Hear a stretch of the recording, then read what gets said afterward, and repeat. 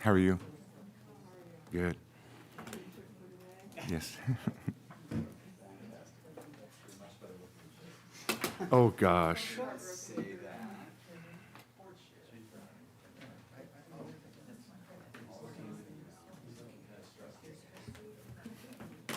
Folks, we're just waiting for Zena to come in and we'll start the meeting.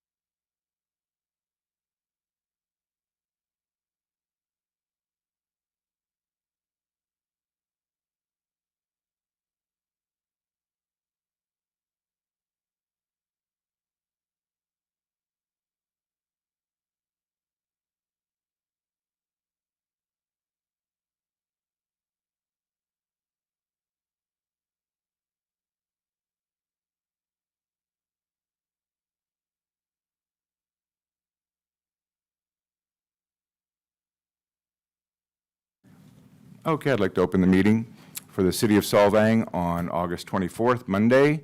Welcome, everybody. And can I get a roll call, please? Mayor Tim Clark, I'm here. Councilmember Journeys, Here. Councilmember Johnson, Here. Councilmember Waite. Here. Mayor Toussaint is absent out of town, but he will be joining us for the Branding and Design Committee item on the phone. Oh, good, thank you. Daniel will lead us in the Pledge of Allegiance. Sure. I pledge allegiance to the flag of the United States of America and to the republic for which it stands, one nation, under God, indivisible, with liberty and justice for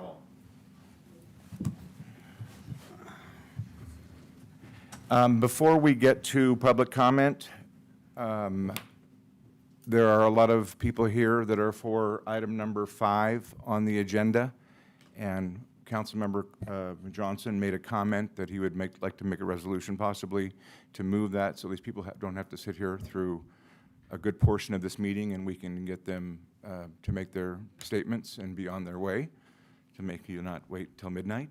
So Does that matter if it's since this is public hearings, does that make a difference? You can still do that. We can still move it? up to them. All right, I'll make the motion that we move the Branding Design Committee resolution and members' appointment from number 5 to number 4, and that we move the Doubletree Carriage license application to number 5 on the agenda. I'll second that. Okay, been moved and seconded. Mayor Tim Clark, Yes. Councilmember Journeys, Yes. Councilmember Johnson, Yes. Councilmember Waite. Yes. Process 4. Perfect. And at this point, if there's anything that is not on the agenda that any member of the audience or a member at home would like to comment on, you have this time to do it with 3 minutes. Do we have anybody in the audience that would like to speak on items that are not on the agenda this evening?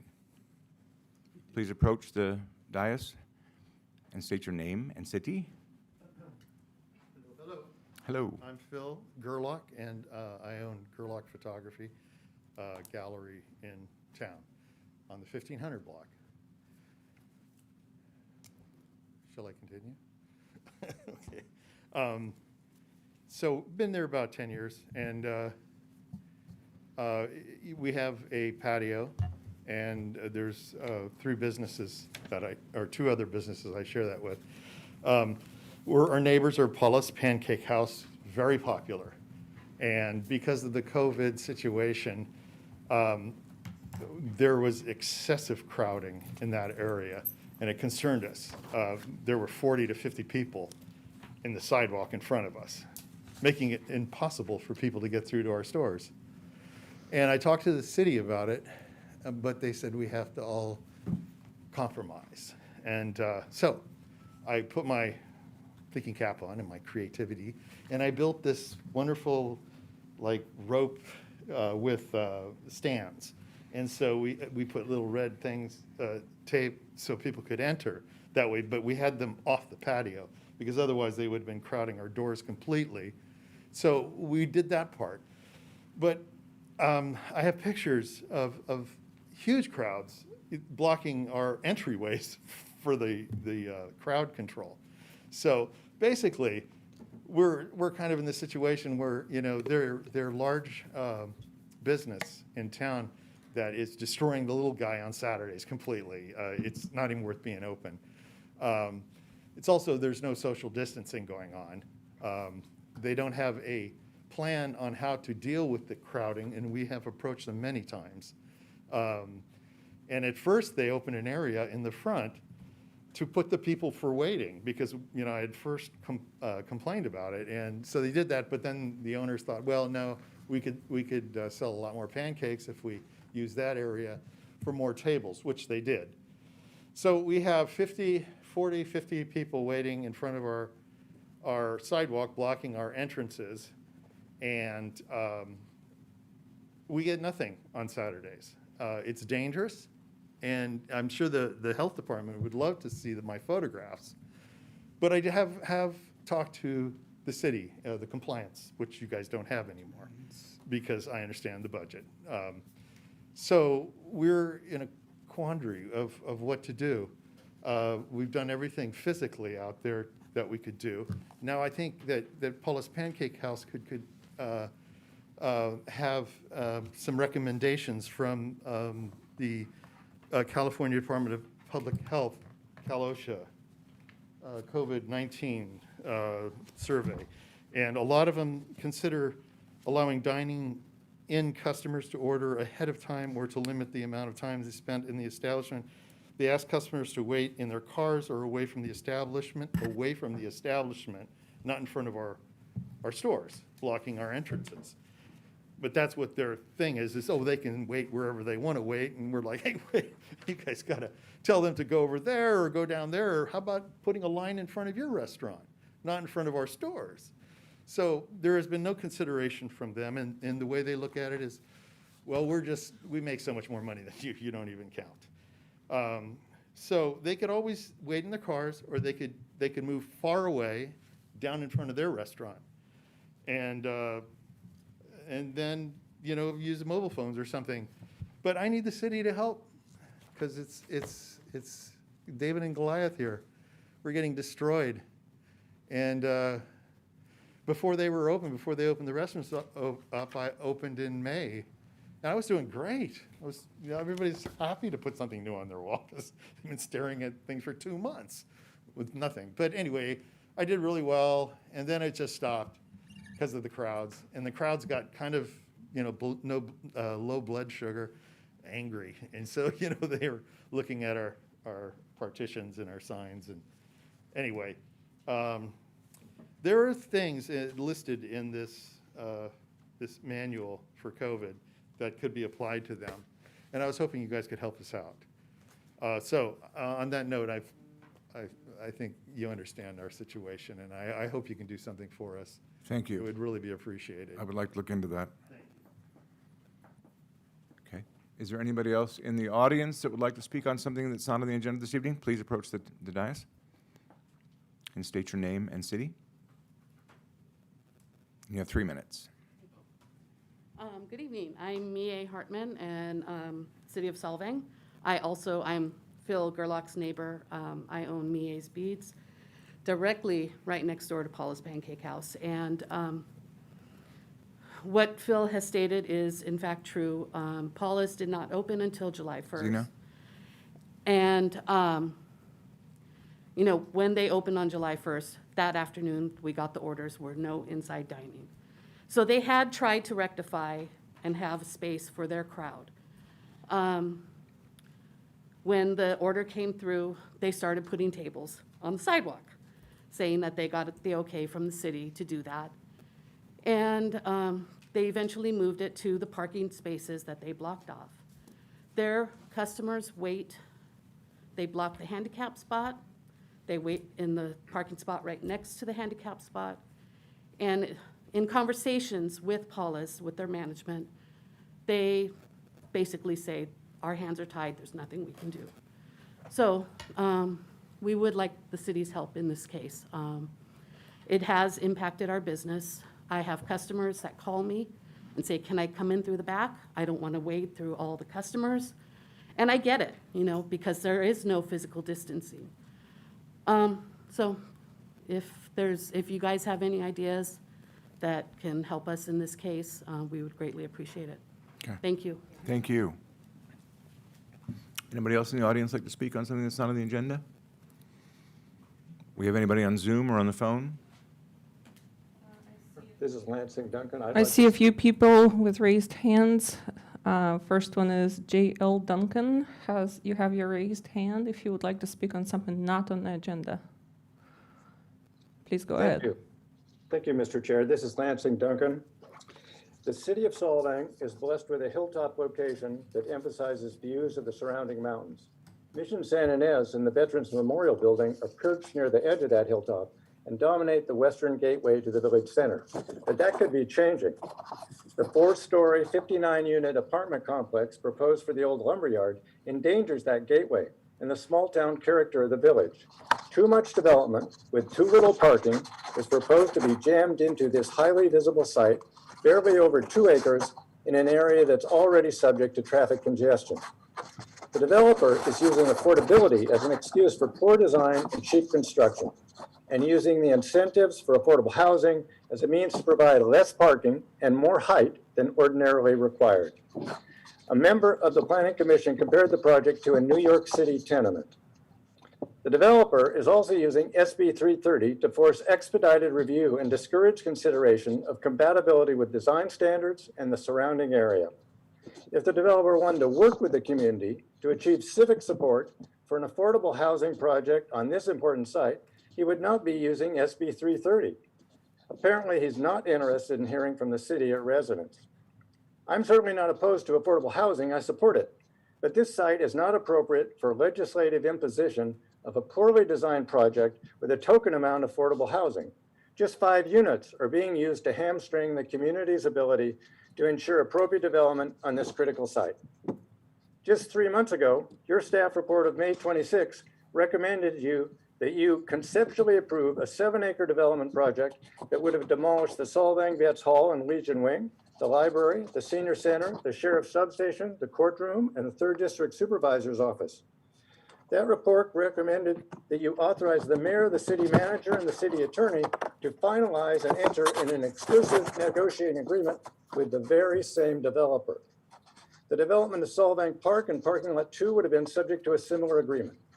That recommendation reflects both an alarming lack of due diligence and a frightening surplus of naivete. Why didn't your city manager and city attorney and those of you who were knowledgeable about this project research the developer's background and track record? The most superficial research would have revealed that the developer is infamous for pushing and exceeding the limits. He's known for making waves and taking aim at the messenger when he doesn't like the message. A month later, on June 27th, the city invited citizens to workshops to provide public feedback. I think we all remember this flyer where we thought we'd be able to say something about the development of the lumberyard. But instead of seeking input from residents about what they'd like to see at the lumberyard, the developer was given the opportunity to sell us a revised project. If residents had been given the opportunity to provide input about the lumberyard then, perhaps the city wouldn't be up against the wall now. Residents are asking themselves how the city got itself in this position. The developer is now a really big fish in a small pond, and he's clearly frustrated and in a big hurry. Although the current project may only be a ploy, you have to take it seriously because of the potential impacts. It's a ticking time bomb with a short fuse in a location very important to the community. You need to make sure that the planning department, essentially consultant Lori Tamura, has the support, time, and resources she needs to respond to this project in a timely manner. At the Planning Commission, Lansing, I'm sorry. We're at 3 minutes. Can you wrap it up? Now, Mr. Chair. Can you The wrap it up, developer Lansing? acknowledged that the project was not something he not. would be It's proud of. been time, 3 On minutes. this site, Solvang needs a project that the developer and the entire community are proud of. Thank you for Thank- your consideration. Thank you, Lansing. This light is not synchronized. Okay. We have anybody else on Zoom or on the phone that would like to speak? We have next raised hand is Melanie Johnson. Would you like to speak on item not on the agenda? Yes, can you hear me? Yes. Hi, everyone. My name is Melanie. You may remember me from the last meeting when I spoke on behalf of People for the Ethical Treatment of Animals, or PETA, and as a Scandinavian American who visited Solvang last March on vacation. I'm here again today to urge you to not only deny a license to DoubleTree Carriages, but to- This is one of the items that's on the agenda, so if you could go The- ahead and just hold on. During that item on the agenda, we'll have all the speakers that want to speak about that item. What we're hearing right now is items that are not on the agenda this evening, so I apologize for misleading you. Right. We're hearing things that are, what you're talking about is related to an agenda item. So at that time, Okay. we'll open it up to speakers. Okay, even though that my big ask is to ban horse-drawn carriages altogether? Yes, it's part of the same issue.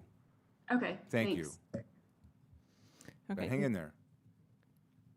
Next we have, oh, somebody else just removed their hand. Is there anybody else on Zoom who would like to speak on this item, on items not on the agenda?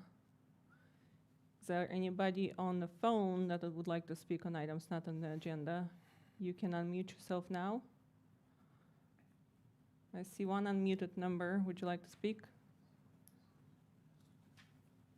350-90003. 867-5309. Zena, that's my city number. Okay. Oh, that's Ryan Toussaint with us. We have Where's the no. mute button? We have no other speakers. Okay. All right, at that point, that wraps up public speakers. We'll go to the executive reports, please. I'm sorry, public communication, we have a PG&E report. Yes. So I've invited our PG&E representative to join us today, and let's see if he is with us. Eric, are you with us? Here you go. Okay, Eric, we can Can I see you share and hear my you. screen with you? Please go ahead.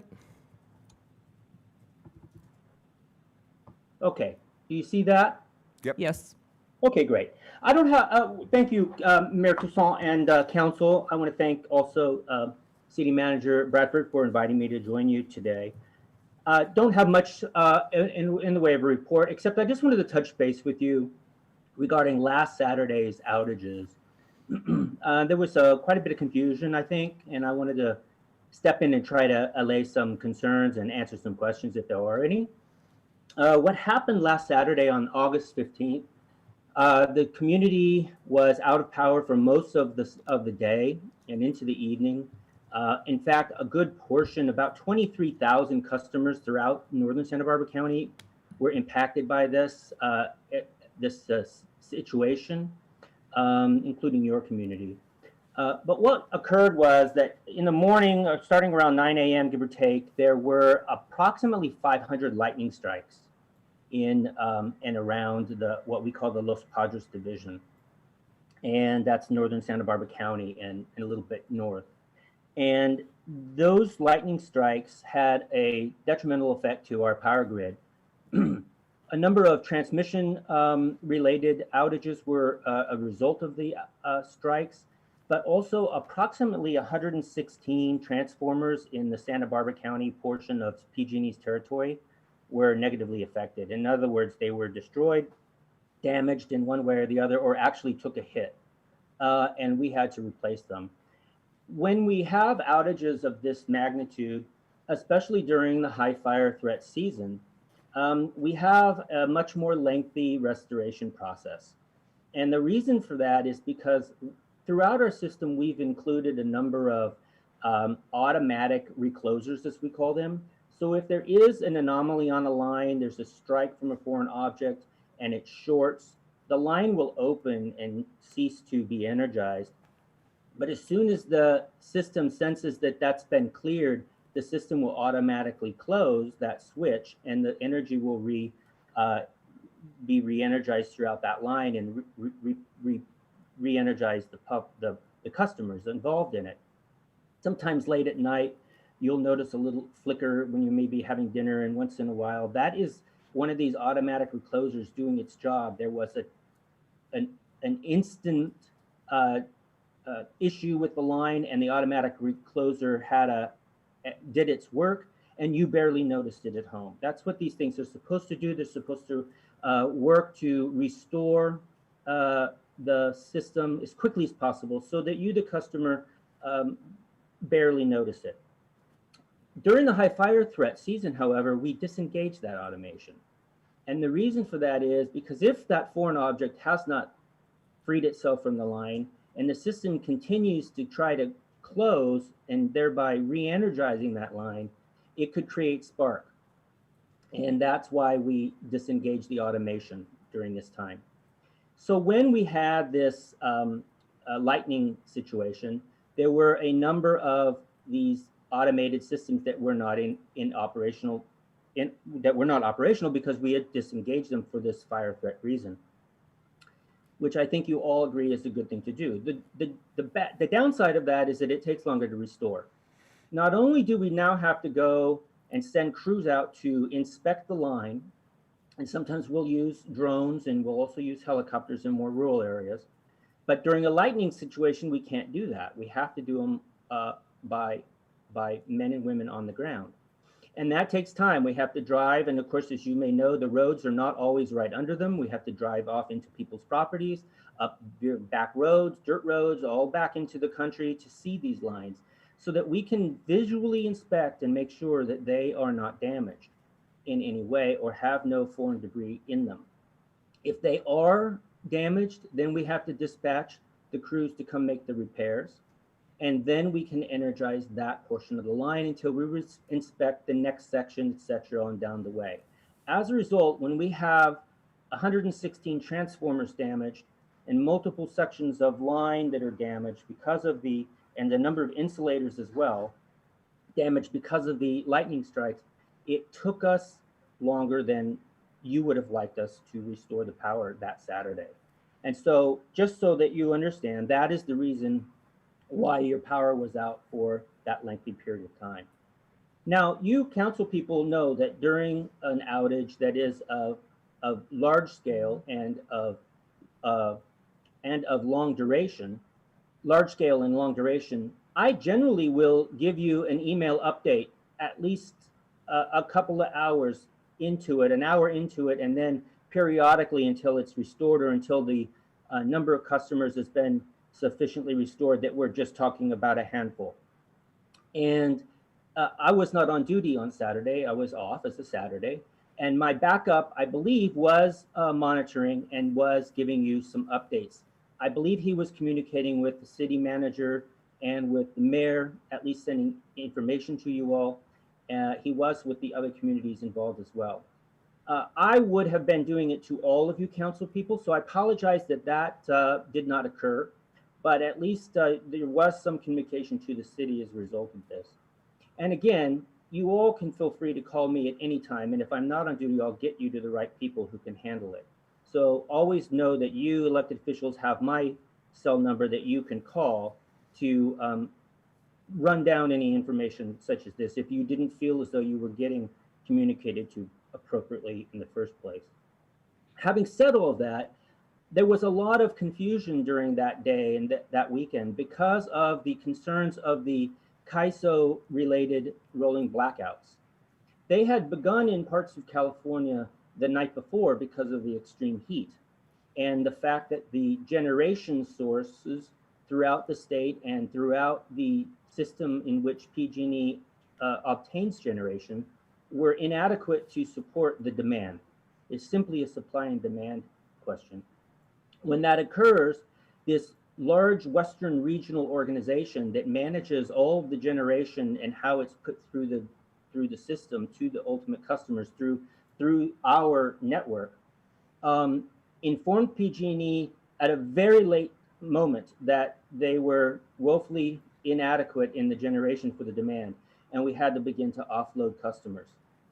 That began up in the northern part of the state. Luckily, here in Santa Barbara County, there were no, at least in the PG&E territory, I'm not sure about Edison, but in your area, there were no CAISO-related rolling blackouts. So a lot of people, I think, thought that these long-scale outage that occurred on Saturday last were due to that. I want to allay that that is not the case. It was because of the repairs necessary to the for the lightning strikes. So I just wanted to explain that and open myself up to any questions if you may have them, but I'm always happy to provide information to you, and I want to thank City Manager Bradford for inviting me to join you today. I have a question. Eric, actually, I think the local news did a pretty fair job at letting people know that it was due to the lightning strikes that caused some of the power outage, even though we knew that there were rolling blackouts going. With the supermajority in Sacramento, who has a severe aversion to oil and to nuclear power, et cetera, what's going to happen when Diablo Canyon shuts down? What is that going to do to the rolling blackouts? Are they going to get much, much worse? Well, I don't have a crystal ball, but I can only tell you that when PG&E announced that we would be closing Diablo Canyon in 2025, there was a large package that was put together called the Joint Proposal, which explained how we anticipated backfilling the loss of that generation. Diablo Canyon does produce 20% of PG&E's generation source. However, it's important to know that between the time we made that announcement and 2025, when the plant goes offline, our customer load is different than it was because of community choice aggregation. PG&E isn't obliged to generate. The local governments now have to obtain their have just chosen to obtain their own generation. So it's a matter of that system having the generation in it. Granted, without Diablo's generation, those that are responsible for obtaining generation have to find it from another source, but you were already choosing to do that in the first place. So I don't know that Diablo's coming offline is going to have an impact on that, because your communities have already chosen to find generation elsewhere. You weren't using Diablo anyway through a community choice aggregation because they didn't deem it to be environmentally friendly, even though it produces 0 greenhouse gases. I voted against it. I'll just throw that in for fun. Okay, thank you. You're welcome. Anybody else? Thank you very much, Eric. You're welcome. Thank you. Have a nice evening. You too. Thank you. Okay, on to executive reports. And advance calendar. Yes. So good evening. I have a fairly brief city manager report today, starting with advanced calendar. In the month of September, based on your prior direction, we'll be coming back with a Copenhagen closure resolution to close the Copenhagen Street permanently. Prior to that, we will also have an informational item going to the Planning Commission, and the next Planning Commission item on this item and the farmers market, which is somewhat intertwined now since the farmers market has moved to Copenhagen Street or Drive. We will also be coming back with an update on the wastewater treatment plant upgrade progress. We'll also come back with a follow-up on the Sheriff's Department presentation and a follow-up on those questions, as well as with some recommendations for traffic enforcement. Branding and Design Committee is an item standing here before you today, and if you approve the resolution and appoint committee members, then at the following meeting, we would be looking at coming back to you with a formal ordinance proposal that would actually codify the Branding and Design Committee in its actual functions and responsibilities in the form of an ordinance in the city code. We will also be coming back, following up on prior council direction with recommendations for modifications to the code section of the city code for animal drawn conveniences. And the council direction at the time was to return with recommendations on allowing for the license to be extended for up to 5 years instead of 1 year, which is the current policy. Another item that will be in front of you in the month of September is an update to the city's purchasing and budget policy. So we'll be discussing how the budget and the purchasing is actually controlled within the city of Solvang. We are also continue to work with NDC. As you would remember, you had approved a contract with them to help local businesses with assistance. And they have actually now also reconnected with the EDC. So I'm working with them in conjunction between the National Development Council and the Economic Development Council, which is more local. And the EDC has been working with the Chamber of Commerce, who has been a great partner to them, but they were also very excited to hear that they could work through a municipality as the chamber represents their membership more so than businesses at large. So they're excited to work with us, and we'll be coming back with some programs on loans and as well as technical assistance for that as part of the economic development program. Now, in October, a few items on the horizon will be the T-bid is coming for renewal. So the T-bid will be coming to council for authorization to continue to renew the structure in the T-bid. We will also be coming back with results of the RFP for the general plan update, which is open right now and closes on August 31. The visitor center RFP is going out. As you would remember, you have approved the $75,000 as part of the budget. We don't currently have a contractor working or operating the visitor center. We have heard from at least 3 different entities that they may have interest in it. So we're issuing an RFP, which will be going out tomorrow, and that will be closing in the middle of September. So an item will be likely coming to you in first meeting of October for a contract for the visitor center. Then, as you would remember, as part of your 2-year financial plan, you adopted some of the studies where we need to update our financial structure. So the water and wastewater fee study will be going out, which is also aligned with the wastewater treatment plant update or upgrade, which if the larger project goes forward, we'll need financing. We also have the general plan fee study and cost allocation. That RFP will be going out, and that will update all of the fees and cost allocation that hasn't been updated since 2005. We'll also be talking about website update contract, and then finally look at another fiscal outlook due to COVID-19 in October. We'll have final numbers for the Q4 of last year. We'll also have an update on our financials and our forecast looking forward. And that concludes my report. Thank you. Okay, that takes care of that. On to the consent agenda. Is there anything, anybody? Yeah, Yes. please, go ahead.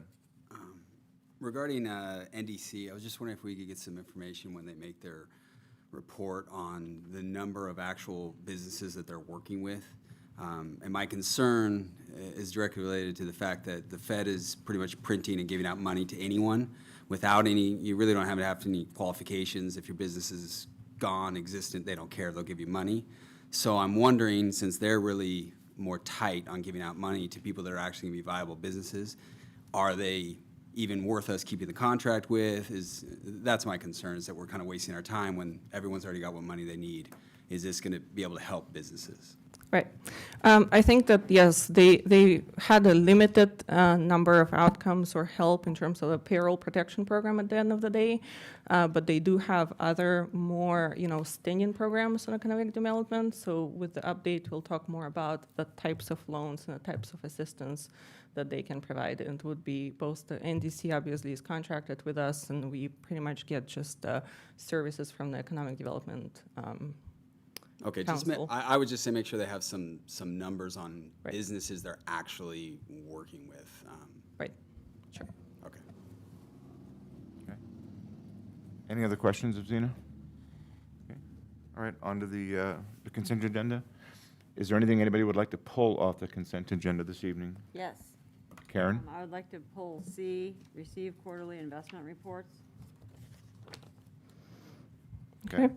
There's one other modification I would like to ask. I would like to ask item B be removed from this agenda. We'll bring it back with next council item.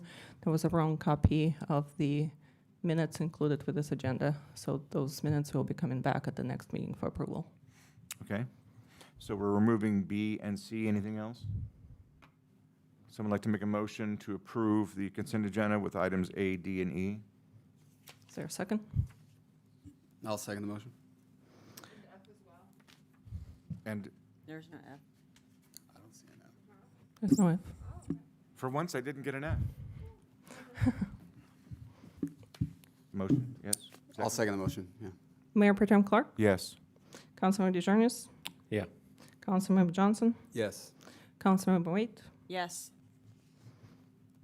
Mayor Tucson, if you would like to vote on the line. Seems to be absent. Okay, on 4-0. the quarterly investment report, Karen? Well, I've been doing a little bit of delving into this, and as you may know, this is right up my alley with looking at investments and qualifications of representatives and looking at their broker check, if they have disclosures, looking up the firms that you might be dealing with. And so I have a couple questions, very important questions. And I see that we've been dealing with our current broker for a number of years now. So I wanted to know when and who chose this particular representative and who and when we chose to deal with multi-bank securities and why that was done. And then I will get into some of my concerns regarding this. So, yes, we primarily are, even though our investment policy, I'll just be a little bit more broad, is fairly complex and allows for a variety of different tools for investment, which is quite broad for small jurisdictions like this. Most of our money is invested in LAIF. So we have over $20 million with LAIF. With the securities, we only invest for the CDs. I do not know when this contract was originally established. My recollection is that it's probably been about 3 years. So that would have been, the person that would have been handling it would be the previous Administrative Services Director, Sandra Fatherson. That's the best of my information. Okay. Well, the first thing that I noticed when I did a little research on multi-bank securities is that they do not solicit investment advice to their clients. And as a city, I'd be curious to know who was making the investment decisions as to which municipal bonds we're invested in that are, encompass the CDs that we have. And I see that the CDs are on a 3-year term. I saw a withdrawal for $500,000 come out of this account in June. So I want to make sure that that went into our operating account to cover expenses solely for the city. It did. It was when we were going through the COVID-19. Okay, We just wanted held to verify money back. that for the public. So, but noting that multi-bank securities does not offer solicited advice. They offer self-directed securities brokerage services, which means we're making our own decisions. Correct. So who's making those decisions, and are they qualified? So we want to know that. So we also want to make sure that we have checks and balances in that and what we're picking to invest in, make sure there's no conflict of interest in that regard. With that, I want to let you know that the individual that has been our broker has been in the industry for 13 years, according to Broker Check. Jackson Russell II does not have any disclosures on his record. However, every single firm that this gentleman has worked for has significant SEC and FINRA disclosures, up to 77 on one of the firms, and they are not minor disclosures. 4 of those firms have had their FINRA licenses and SEC licenses suspended, revoked, like they will never be in operation again. So what I would like to do is suggest that we have a meeting specifically discussing our financial investments at this point. I only wish I had looked into this sooner because it was an eye popper. I printed everything out for everyone to look at off a broker check. Anyone can look at broker check and research the firms. So I also want to point out that our representative that's on record and getting paid for our services, although he doesn't offer any services, has been with 6 different firms in 13 years, which in my industry is pretty unusual. And those firms do not appear to be on the up and up. As I said, as a matter of fact, 4 of them have been expelled from FINRA or the SEC. So I'd like to take a closer look at that. We may have other options out there. Sure. I would just suggest and bring in forward the entire investment policy for review, which would include this. Absolutely, I'd be okay with that. because we do have a substantial amount of money there, Okay. and it's public funds. So I want Yes. it done right. Thank you. So where are we leaving C? Are we going to, Would you like to approve the report now as a receive and file? Or- Yes, receive and file, and bring it back for further discussion. Okay. get Is there a second? Was that a second? I'll second it. Mayor Pro Tem Clark? Yes. Councilmember DeJarnius? Yes. Councilmember Johnson? Yes. Councilmember Wade? Yes. 4-0. Okay. On to the regular agenda. We have, as we've switched, 4 and 5, so now we're going to call the Branding and Design Committee Resolution number 4. Can I get a staff report, please?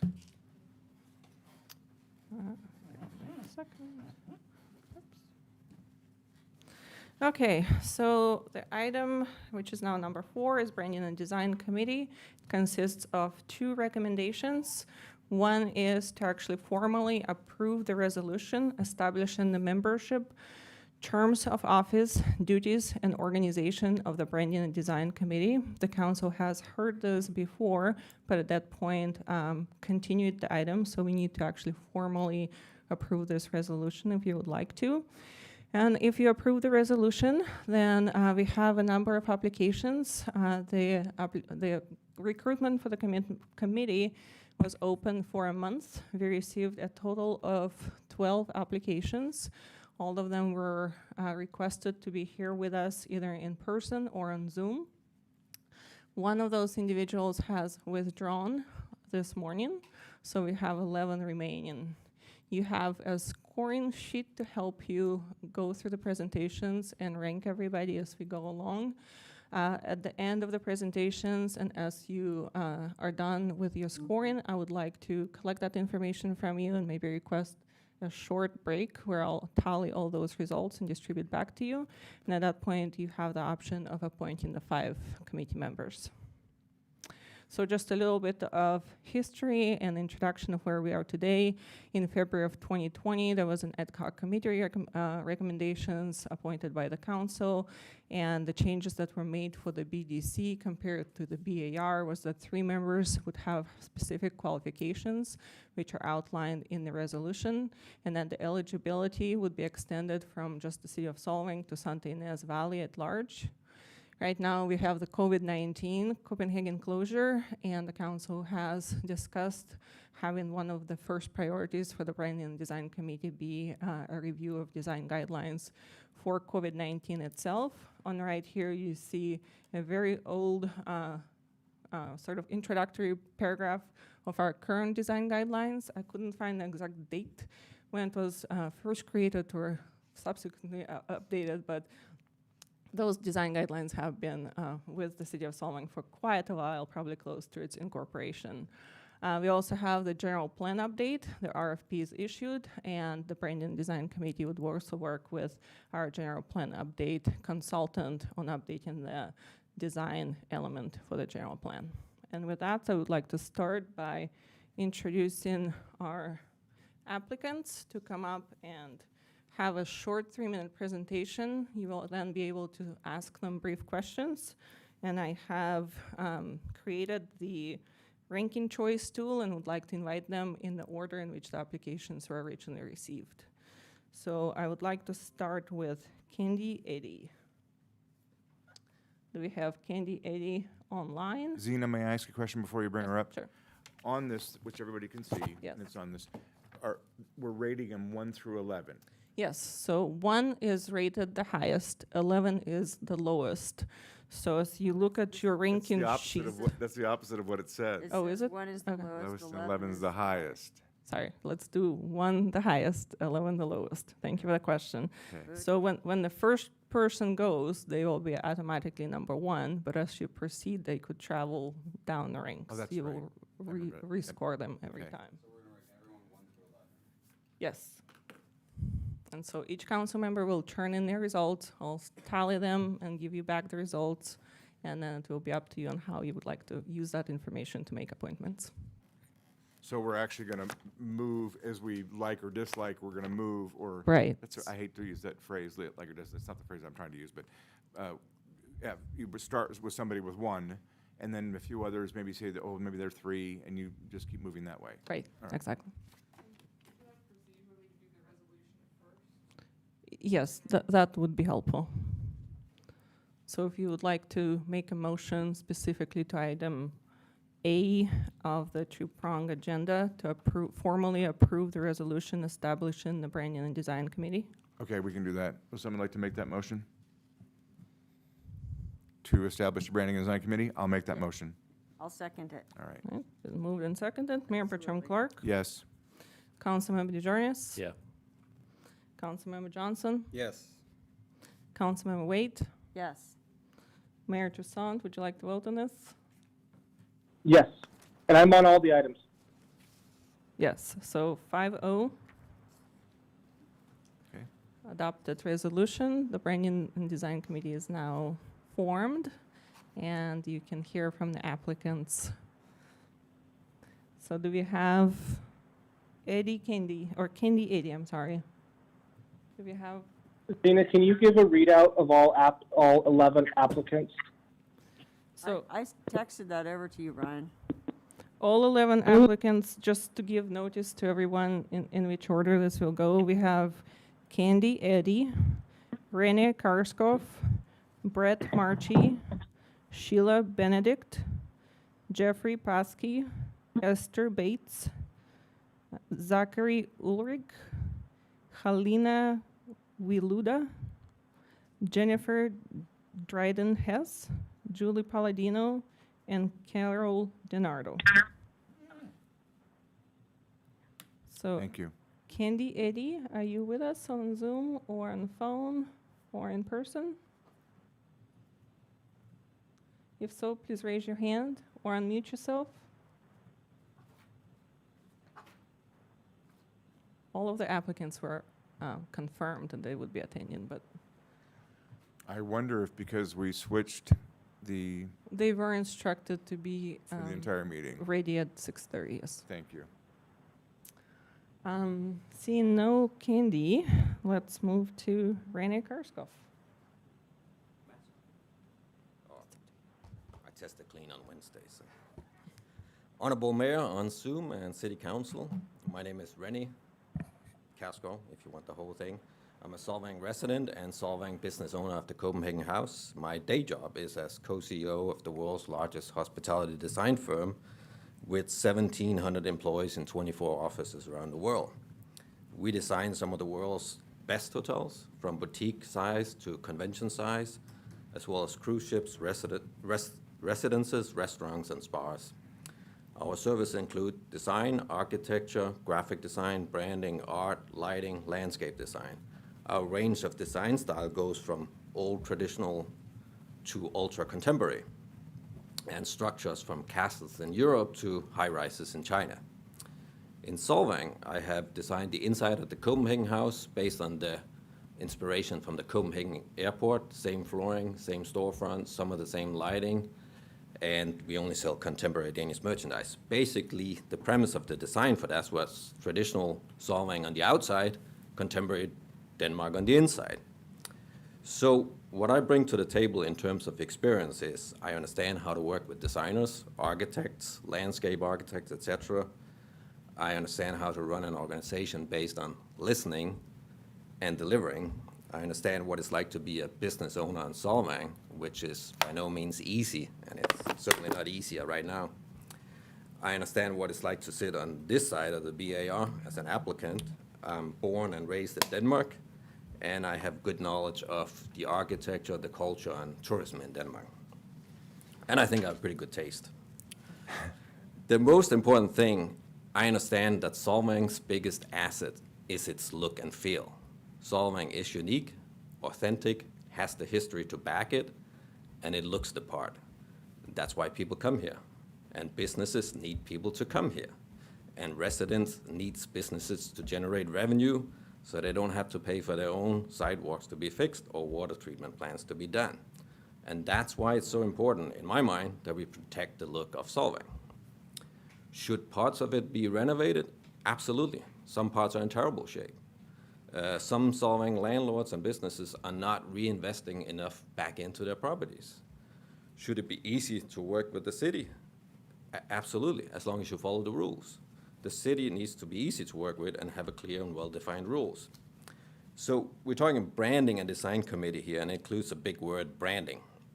But my understanding is that the scope is exactly the same as the BAR, and branding is not defined in it. So we, as we go along, needs to define what that branding means, instead of just standing here and saying, we can do it. When it comes to branding, I have provided a branding initiative for Solvang once on my own, no input, no feedback, no endorsement, but I think I know a little bit about branding.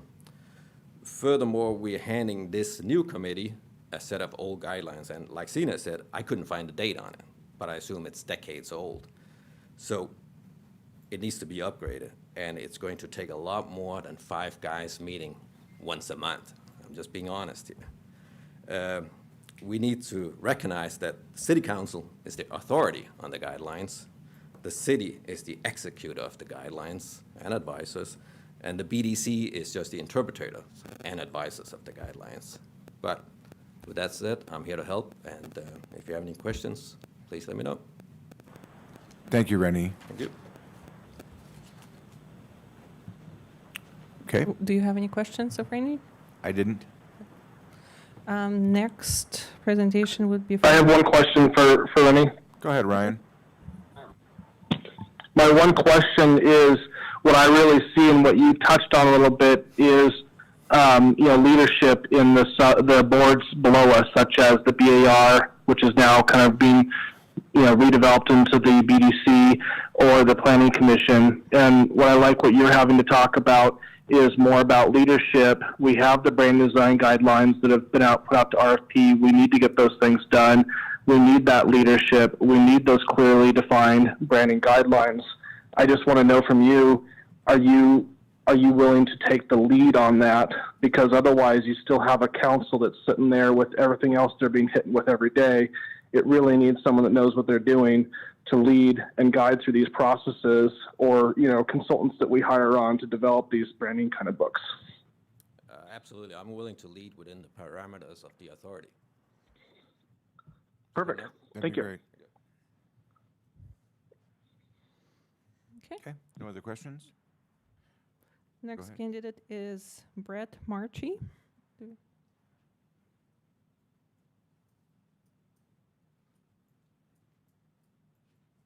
evening, Mayor and Councilman. My name is Brett Marchi. I'm a local resident. I've been in the Valley for 15 years. I've been in practice for 35 years as an architect. Most of my work is travel. I've worked in about 300 different municipalities, mostly in the West, some East Coast. I don't know how many times I've presented the BARs, but it's dozens and dozens. So I've been on the other side of the board, and presently I'm a board member of the SB County CBAR, and I've been on there for about a year. And one of the things as an architect that's been difficult is the typical approval process through CBAR is 3 to 4 visits, and there's a month between each visit. And I'm working on trying to get that down to 2, and I've presented a couple things recently, and it seems like we're going in that direction. The reason I want to be involved is I love the valley, and this little town is great, and I want to help preserve the character. I've seen a few larger buildings that have been built in the past that don't appear to have followed the unique guidelines that make this town an interesting place to visit. So I'd like to get involved, and I think I have the experience to be on the board. And that's pretty much it. Any questions for Brett? Ryan, any questions for Brett? I have one question. Go ahead. He said he's been through multiple applications. I just want to know, from his view, what the weakest standpoints are in working with the city or the boards. Well, I've only been to one BAR here, and it was pretty simple. It was a minor project. It was the Sanger tasting room. My biggest problem with the city was the plan check process, and I really raised a lot of, I've spoken to a handful of you, and it made me pretty crazy. It was one of the worst experiences I've had anywhere, and I understand it's changed, so that's a good thing. But that's what I'm about, is trying to be fair to the applicant, but also, represent the agency that's trying to, create this unique thing, so. Cool. Thanks, Thank Brett. you. All right, thank you. Okay.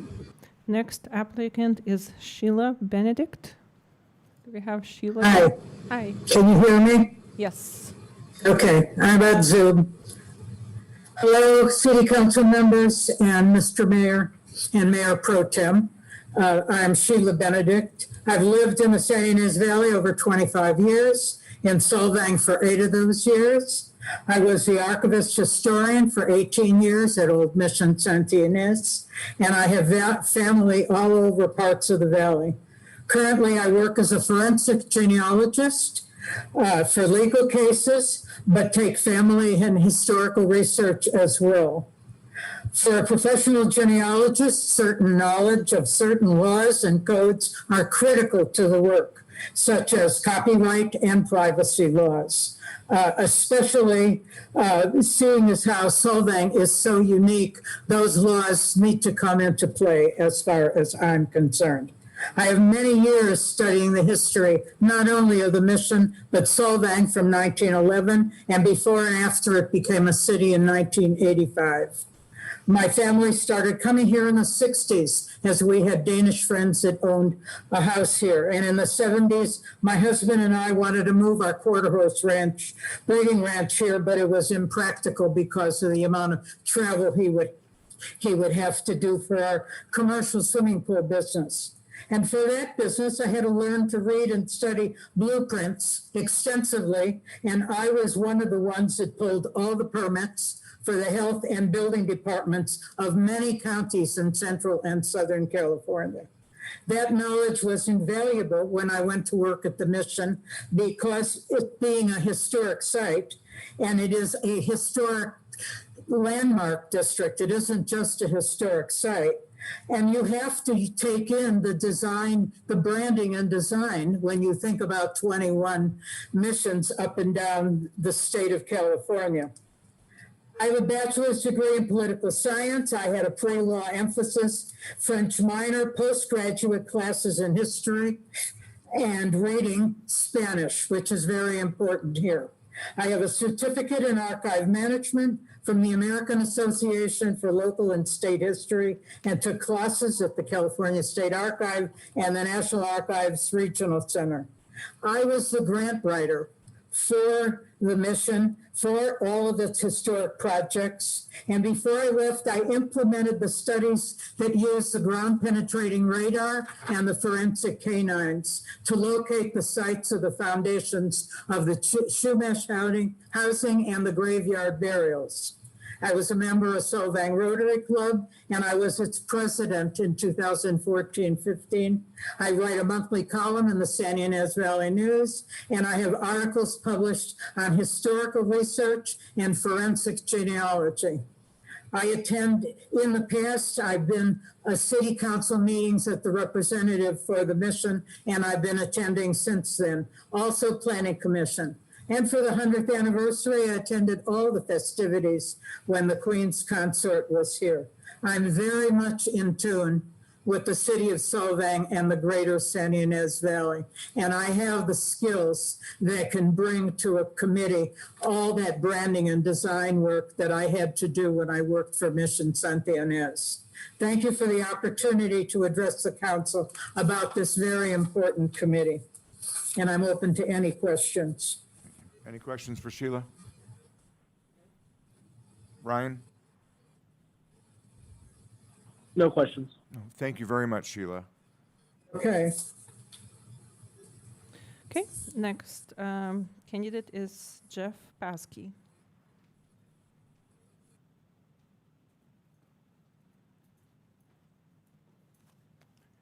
Good evening. My name's Jeff Paskey. I have lived in the valley all my life.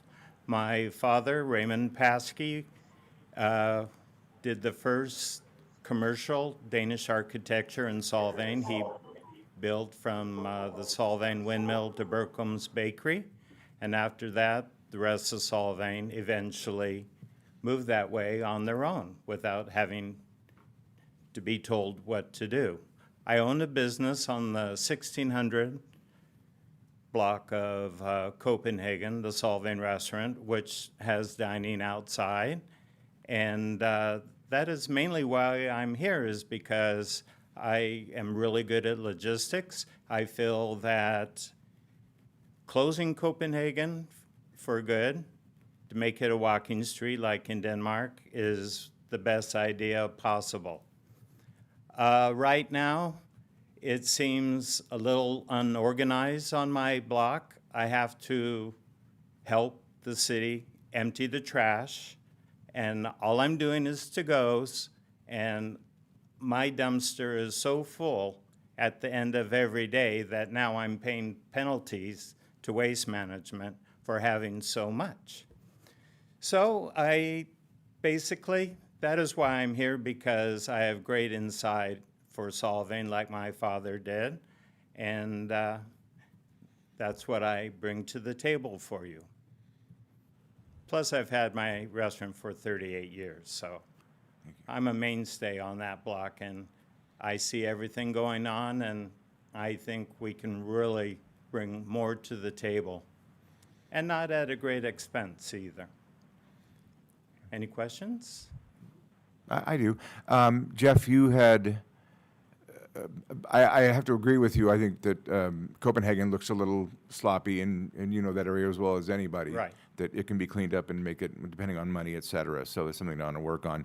But back in April, you had asked us to make sure we certainly followed the governor's orders and kept the city shut down. Yes. And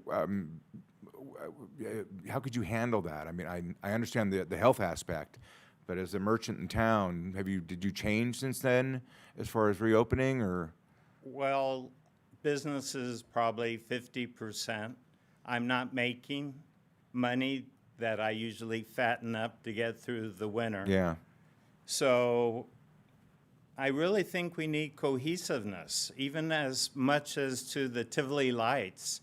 You know, the ones, most of us have the proper ones, but then you go to other parts of Alisal, and you get these really bright lights and nothing's cohesive.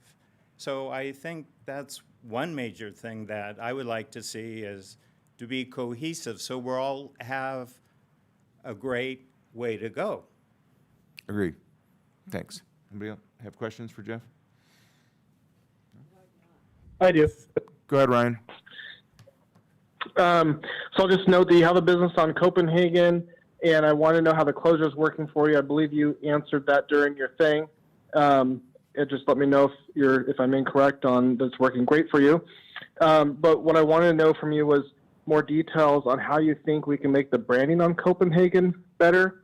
And then more importantly, how do we extend this success to the rest of the town? I kind of note like Copenhagen is almost like an event. Not one event does amazing for everyone, but you know, throughout the year, having events it works out better for the entire town.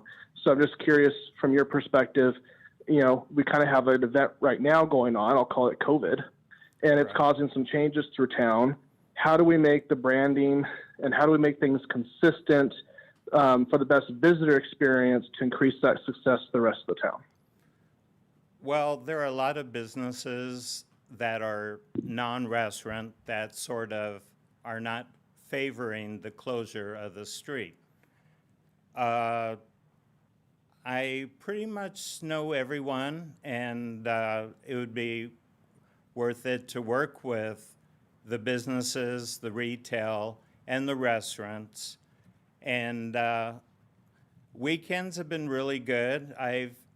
Sometimes the COVID experience costs me more money because on weekends I have to put someone outside to ensure social distancing because people that come to visit are mainly from LA, and it's so hard for them to understand, you know. You have to wear a mask, you have to, you know, stay apart because thank goodness I have the to-go window, but even then I have a table out front so I can manage people because it's really hard to manage the people that are coming up here to get away from their environment. I feel that what we can do on Copenhagen is have different sections. You know, you can start with one block and maybe go to the other. So in the future, when COVID's gone, we can have entertainment on Copenhagen, make the evenings more enjoyable, spruce it up, you know. But it's hard to do everything at once, but I feel that what we can do is one block at a time. We've been scrambling. From if I could ask one last question, you're there every minute you're open. What's the consensus amongst the visitors about the street closure? Oh, they love it. Okay, good, thanks. Yeah, it's, you know, they're going out in the middle of the street instead of crowding on the sidewalk. Okay, thanks. Okay, thank you.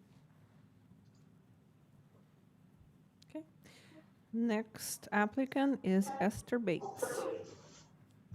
Hi, Esther. Hi, can you hear me okay? Yes. Hi, council, mayor, and audience at home. My name is Esther Jacobson Bates. Solvang is my home. I care about our town and its future. And based on the info you requested from BDC applicants, I believe my qualifications, experiences, and involvements can be assets to this new committee. I have personal experience and knowledge of the Danish culture, architecture, and design. And as a first-generation American born and raised here in Solvang, I've seen the town grow, experienced both the positive and the negative effects of growth and tourism. I've traveled to Denmark to visit family since my childhood and spent time in rural and urban settings. I appreciate Solvang's old world look as well as the modern design sensibilities of contemporary Denmark. I've spent 17 years researching and sharing Solvang's story as executive director of Elverhøj Museum of History and Art and co-authored The Spirit of Solvang, a newly released book that's the only comprehensive history of Solvang. My interest and experience in historic preservation, public art, landscape architecture, and urban design seems like it will be useful to this committee, especially as the council and community considers the look and function of Solvang. My knowledge of the construction industry started in childhood as the daughter of a contractor and small business owner and continued as I helped run family construction businesses. I've administered and executed construction and remodel projects and understand blueprints and budgets.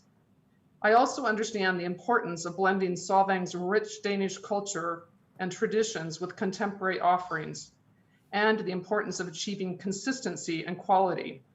Solvang's authentic Danish roots are unique. Business owners and residents need to be involved in maintaining the town as a desirable visitor destination, as well as a beautiful and functional place to live and work.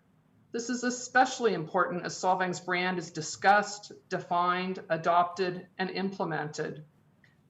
Perhaps one of the most astonishing aspects of Solvang is that it survived, where larger, more established Danish colonies in the United States didn't. Tenacity, forward thinking, sheer determinations.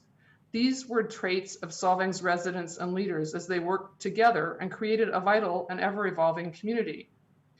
Today, I submit my application for your consideration. I don't have a clear understanding of the duties and responsibilities of this new committee, but I believe that by working together with the community and the council, the BDC can contribute to the future success of Solvang.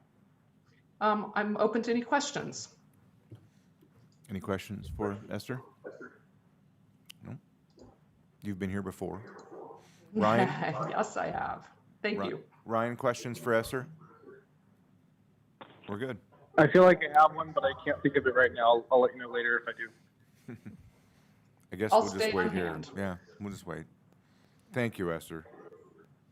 Okay, next applicant is Zachary Ulrich. Zachary, do we have you online? Yes, I am here and unmuted. Okay, go ahead. Can you hear me? Yes. Hi, my name is Zachary Ulrich. Hello, council members and mayor. I was born and raised here in Solvang, grew up on Laurel Avenue, and then spent the rest of my childhood around the San Ynez Valley. Went to school at the high school and always was an artist, loved to draw and paint. I always considered myself to be a fine artist, and it wasn't until later on in my young adult years that I realized I had a knack for architecture. So I went to Santa Barbara City College to get a Associates of Science degree in drafting. And shortly before completing my degree, I was hired by an architect who presented earlier this evening. And now I operate my own business, doing drafting and design work for individual clients and businesses all over the valley. I've done the Good Seed Coffee Boutique in Solvang and the fire department's office on Oak Street. I have construction experience, so I understand the difficulties that builders and designers face when planning a project and trying to get through the process. And I've seen the process from the other side of the counter, and sometimes it could be a breeze, and just depends on the project and what you're proposing. But I think I could be an asset, especially with my keen design eye. I love Solvang. My wife and I and our little daughter, we walk around Solvang every weekend. I mean, we're probably the only locals that do that. And we just love the town and its character and heritage. So I am all about the preservation of Solvang. And I couldn't agree more with the earlier applicant that talked about the closure of Copenhagen. I've been talking about that with my wife for years and thinking about designs and landscaping that area and creating areas for live bands and farmers market and all sorts of events that could possibly take place on that street.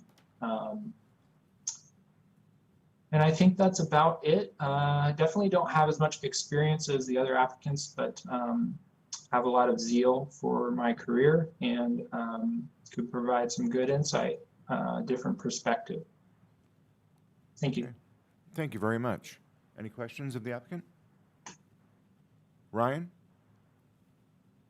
I'd ask the same questions I asked earlier of another applicant, which was, we had California CoCheck that was here. We've had some applicants that have been through that process. I'd just like to know where the weakest standpoints were. We do have a new plan check company on board now, Wildan. I'm just not sure they've been onboarded for such a short period of time, if anyone's actually had any experience with the new process. But I will just state that I like the idea of having people that, have been through the process that can actually give continuing, monitoring and feedback on that to make sure that we are getting to where we want it to be. Good point. I don't know if it's a question. Yeah, I'm not sure if there was a question in that, but yes, I've dealt with both California CoCheck and the recent changes. I have a project in Solvang, a residential project that's currently pending. I felt that the plan check process recently was dealt with very well. And even though the plan check engineer is only coming in twice a week, I felt like she was very receptive to answering the phone and checking the plans in a timely manner and getting back to me in a timely manner. So I feel like it's moving in a good direction. Definitely improvement from California Code Check, which could be extremely brutal. You would get 8 pages of plan check corrections for a simple project. So yeah, I think we're moving in a good direction. I would just say that totally answered my question. I think it's great that you've been through both and you recognize the weakness of the prior, and I'm happy to hear that the new one is performing better. Thank you. Thank you. Okay, no questions? Zach, thanks very much. You're welcome. Thank you. Next candidate is Helena. I will ask you to say your last name yourself. Mówię po polsku? Yes. Halina Weluda Kazmierczak. I know it's mouthful. I am known as Halina WK. Here, I am relatively new to the Santa Ynez Valley. We moved 2 years ago. I was raised and born and raised in Poland. But after graduation from university, we moved to Canada, where I spent 23 years. Then 5 years ago, because of my husband's work, we moved to California, to Silicon Valley. And then by accident, one day we came to Solvang and I fall in love. And then a year later, we bought a house here. And right now, I am a professional fine artist. I have a degree in fine art and art education. Right now, I am a small business owner in Solvang. I have Art First Studio on First Street, where I am teaching art and display artwork. I have extensive knowledge in fine art, in art history, and I think my unique upbringing, like because I lived in different part of world, makes also some experience, unique experience I could bring in to the table. I am not a good salesman. I don't know how to sell myself, but I would love to be involved in the community. I love this unique community, truly unique town of Solvang. And I think that's it. Great. Any Thank questions you. for Helena? Ryan? I had a couple of questions. I'm just trying to understand, and forgive me because I'm a little limited right now with my travels. But how long have you been in the Valley? And before that, how long were you in your prior location? And what country was that? Canada, Toronto. We lived in 23 years over there. So I spent half of my life in Poland, half of my life in Canada, and then last 5 years we moved to, we lived in California, first in Silicon Valley, and then July 2018 we moved here. Then I opened my business in the fall. Where's your business here in Solvang? On First Street, On Art First Street. First Studio. Okay. Art First Studio. Okay. And, And what is your business? Sorry. Go ahead, Ryan, I'm sorry. Oh, and what is, I just want to know what her business is. Art First Studio. It's art gallery and art school. Okay. So my last question after hearing all that was, in your time here, and having a business in the downtown area of Solvang. I'd just like to know, what you think our greatest weaknesses or strengths are in terms of our branding, where we can do better. I love the uniqueness of this town. Honestly, we traveled extensively over Europe and America, and Asia, but this town is so unique, and I think you have to preserve it, but also you cannot make it too unified, yes? So we don't want to lose its uniqueness by telling it has to be unique, yes? Okay. Anything else, Ryan? Dziękuję. Thank you. Dziękuję. Thank you. Okay. Next applicant is Jennifer Dryden Hess. Jennifer, do we have you with us? Yes, hi, good evening. Can you hear me? Yes. Great. Thank you, Mayor, Honorable Mayor, Mayor Pro Tem, and City Council members for allowing me to present my qualifications this evening.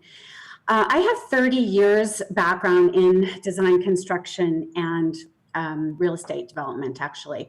I put in my actual resume for your consideration, and then I kind of felt bad because there's 30 years of history there. So I really wanted to sort of boil this down to what you guys really want a big takeaway, which is most of my career has been in charge of branding. So back in Disney days, I was at the Walt Disney Company for 10 years. And my primary responsibilities there, as I grew in that company, was to create the branding standards for all of our corporate office space worldwide. So I worked across the globe, whether it was Hong Kong or Milan, Paris, etc., as well as New York and Burbank, to bring a unified vision to all of our offices worldwide. That was no easy task. But what I learned from myself out of that experience was becoming a collaborator and a problem solver. In those years, it was all about really trying to do something creative, more creative than just slapping a Mickey Mouse head on everything, if that makes sense to you guys. So I think the unique issue for Solvang, I am a city resident.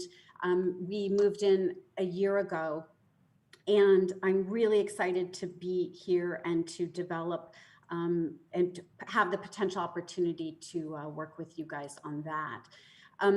Moving from Disney, I left there in 2001, and I've been at the Northern Trust Company for 19 years.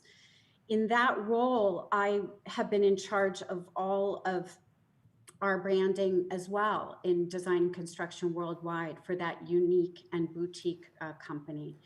And in that regard, I've developed buildings, standalone buildings, and dealt with municipalities and architects and construction players to bring those buildings online. And so I understand the unique challenges that come to the table when you're trying to really leverage and balance all of the competing constituencies that have to agree and make a place great. I really want people to be excited and happy and proud of the buildings that we work on and we bring to fruition. And that's really been my focus for my career. I've been actually received a lot of awards inside Northern Trust for the excellence of those projects, being our company representative, owner's representative at the table for this 19 years. And one of my proudest achievements actually was in 2013, where I got an Outstanding Achievement Award for building the brand.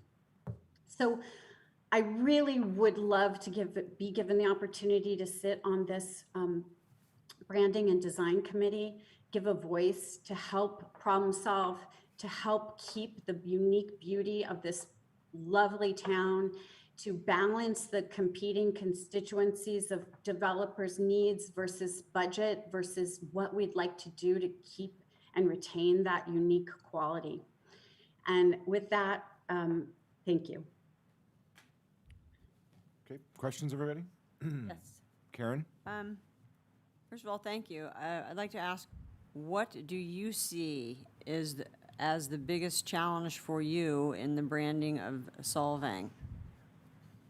What would be your biggest challenge? I actually think that we need, or the Solvang needs to bring some kind of collective consistency to the branding. So I think Remy touched on it earlier. He said, you know, we need to put together a package basically of design elements that are easily attainable and recognizable, but make it cohesive. And that's across every street. I think Mayor Toussaint mentioned that. How do we actually bring that out to the other streets? And that's through maintaining a design package that's simple to achieve, but consistent.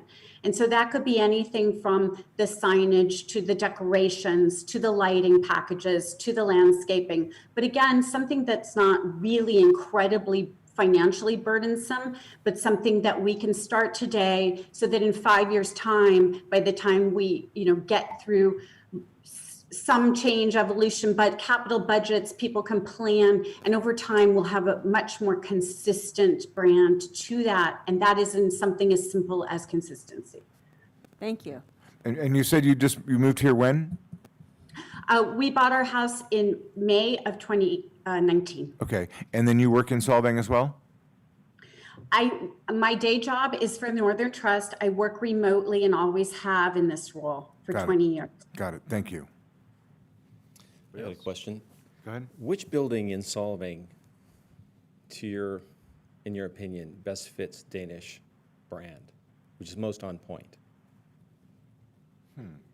To me, probably Jewel House, the Christmas store. Okay. I love it. It's unique. It's precious. It has a quaintness. I've been coming here since I was a little girl, and I brought my children here as well. My father was a real estate developer, and I ended up, picking up the same path, but on the corporate owner side. He died in my last year at UCLA. I decided not to go and be as entrepreneurial as him, since I was then without parents at that age. But you know what? I love this little town, but that shop to me is all of the beauty and the love and the quaintness of the town, as well as the Danish architecture. Thank you very much. I have one more question. Go ahead, Chris. Since she's so talented, and I really do appreciate you applying, because I think that, in fact, everybody who's applied has really brought some value add to the table as opposed to previous years. So thank you all for applying. This has been fantastic. Having said that, one of the things that I was working on for the last couple of years is trying to come up with a way to redevelop Copenhagen Street. And this is going to take a community effort. This is going to take, in my opinion, real focus. It's going to bring all the challenges of branding, design, and culture into one project. I'd like to hear your opinion on that. I think Zach had touched on it, and Rennie and others have touched on it. So I'd like to hear your opinion on how to do that. Well, so I'm old enough that when City Walk was developed, it was just a little twinkle in the guy's eyes. And I was a young project coordinator listening to how they were going to change Universal to close down and create the walking street. And, since then you've done, I've been part of teams that have talked to Americana with Rick Caruso in Los Angeles, et cetera. But let me tell you that when you unify a street like that, right, and you create that sense of place, and you're talking about everybody coming together for the events, and you get rid of the striping in the street, and you basically put in the planting, and you create places to sit and gaze and people watch, all of that creates its own culture, right? So in my mind, it's really a sort of an organic thing, but again, it's about creating that vocabulary of what you want to do for that street. So again, it goes back to the basics of, even this goes back to how Disney, when they built the Anaheim resort and how they redeveloped Disneyland Drive, the primary changes that were made were lighting, landscaping, vehicular traffic, seating, places where people watch and engage. So to me, again, it takes a village, it takes everybody's voice to put all those ideas back on the table, flesh them out, figure out what the best ideas really are, work with the architects, work with the contractors, work with everybody, get everybody's voice, and then present a plan that makes sense and that people are excited about. But it really, I don't want to diminish our roles, but it's not brain surgery. It just takes a really good, caring group of people. And I've heard so many talented people tonight. I would be honored to work aside or not, and just, they can email me if they want and don't want me part of it. But I just think it takes the village to create the unique place. Good answer. Anybody else? Thanks, Jennifer. I had a Go couple. ahead, I'm sorry. Ryan? I don't want to reiterate what Chris said because I think he actually spoke pretty eloquently to some of that. But as we always remember that tourism is solving markets to locals and the world, and then experiences can make the difference sometimes in our target market. I'd like to know a little bit about your thoughts around creating experiences for Solvang, especially in the limited conditions that we have going on during the restrictions we're under right now. And then also, you mentioned Yule House, which I think was a good question of which building reminds you the most. But I was kind of curious about what your thoughts about allowing or encouraging businesses to modernize, especially on the inside of their businesses. And then also I'll note, just as a funny little fact, I'm here in Idaho. I think I found another year-long Christmas sales store, which I thought the only one was actually in Solvang, but there's one here. Okay, so that's a lot. I'll try to unpack it one by one. So I think experientially, one of the things that I think is so captures the heart and the minds of all tourism and people that are here are the neighborhood effect of downtown Solvang, right? So it's really, you can walk into the shop and you talk to the owner and they've been here for 35 years, as we already saw this evening. And they know the history and they know everybody and they have something really special to provide. So I think the one thing I really noticed moving here was I was surprised, I guess, that everything closed down as early as it did, even when we had opportunities maybe to extend some of those events. And I think that was last summer where I brought the family up from LA. We were gonna go to the festival, the big summer festival. And then basically, because I just anticipated that it would go later in the evening and it was really kind of closing up. So I would think that maybe if there was some ability to extend hours and get events to go a little bit later than maybe 6, 7 o'clock, that would engender a lot of excitement and bring revenue into the neighborhoods, because people like to go out in the evening when the temperatures are more agreeable. They like to leisurely walk after dinner, etc. And if everything is closing up, just bars are open, it sort of brings the wrong element for the families and for tourism. So maybe, extending those hours and doing events into the evening would be my first idea for that, top of mind. Thank you for opening that can of worms. Yeah. Go ahead. Okay. And then second, I guess the second part of that question, forgive me, I forgot already what it was. What was the second part? Ryan? I'm sorry, what was that? The second part of your question. The second part of my question was, especially when mentioning Yule House. Yes. The modernization. What that brings me up, right? The modernization, just simply, especially because you walk in there, definitely is lacking the modernization aspect of it. Correct. But there's a lot of places around Solvang that have done an amazing job at that. So agree, yeah, the design store, the Danish design store is amazing. It's one of my most favorite stores in town, actually. But you know what? Here's the thing with that too. So Northern Trust has been around 130 years. And we have this flagship building in Chicago, and this is very brief. But at the 125th anniversary, we needed to redevelop the lobby, and it was a real big deal because we basically are very sensitive. It's like datum 00 in Chicago, so it has a lot of history. So my job was to figure out how to bring that legacy and that project into the future.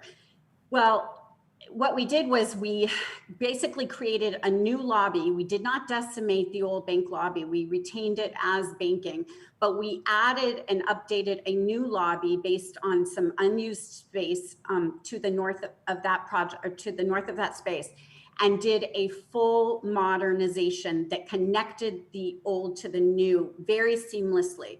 And in Northern Speak, there was a transitional design, but I can just tell you that it was a huge success because it basically used older materials like the limestone that was traditional in the banking lobby, but brought it forward in a modern and unique way. So I absolutely, Remy said this too. I mean, a lot of things that he said complement what I do. And in fact, when I was at Disney, we worked with Hirsch Bedner on some hotel design.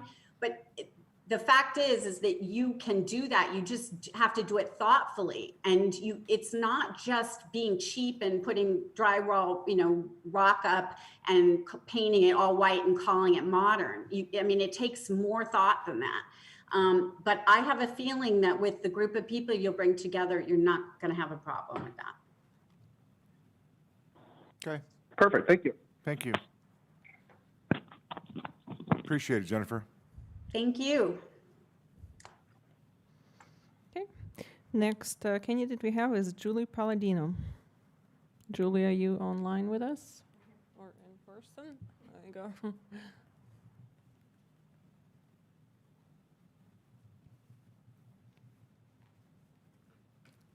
Good evening, Mayor and members of the City Council. My name is Julie Palladino, and I'm here tonight to talk about my qualifications for appointment to the new BDC. I've been a resident of the San Ynez Valley and a Solvang business owner for 45 years. I have over 50 years' experience in graphic design, marketing, high-end retail, and property development. I earned a Bachelor of Fine Art degree from the University of California, Berkeley, and did postgraduate studies at the Art Center College of Design in Los Angeles. Before moving to the San Ynez Valley, I served as a graphic design associate for Architectural Digest and Bon Appetit magazines. I created and managed a nonprofit Solvang cooperative advertising program with the participation of 18 businesses and an annual advertising budget at the time exceeding that of the city of Solvang's.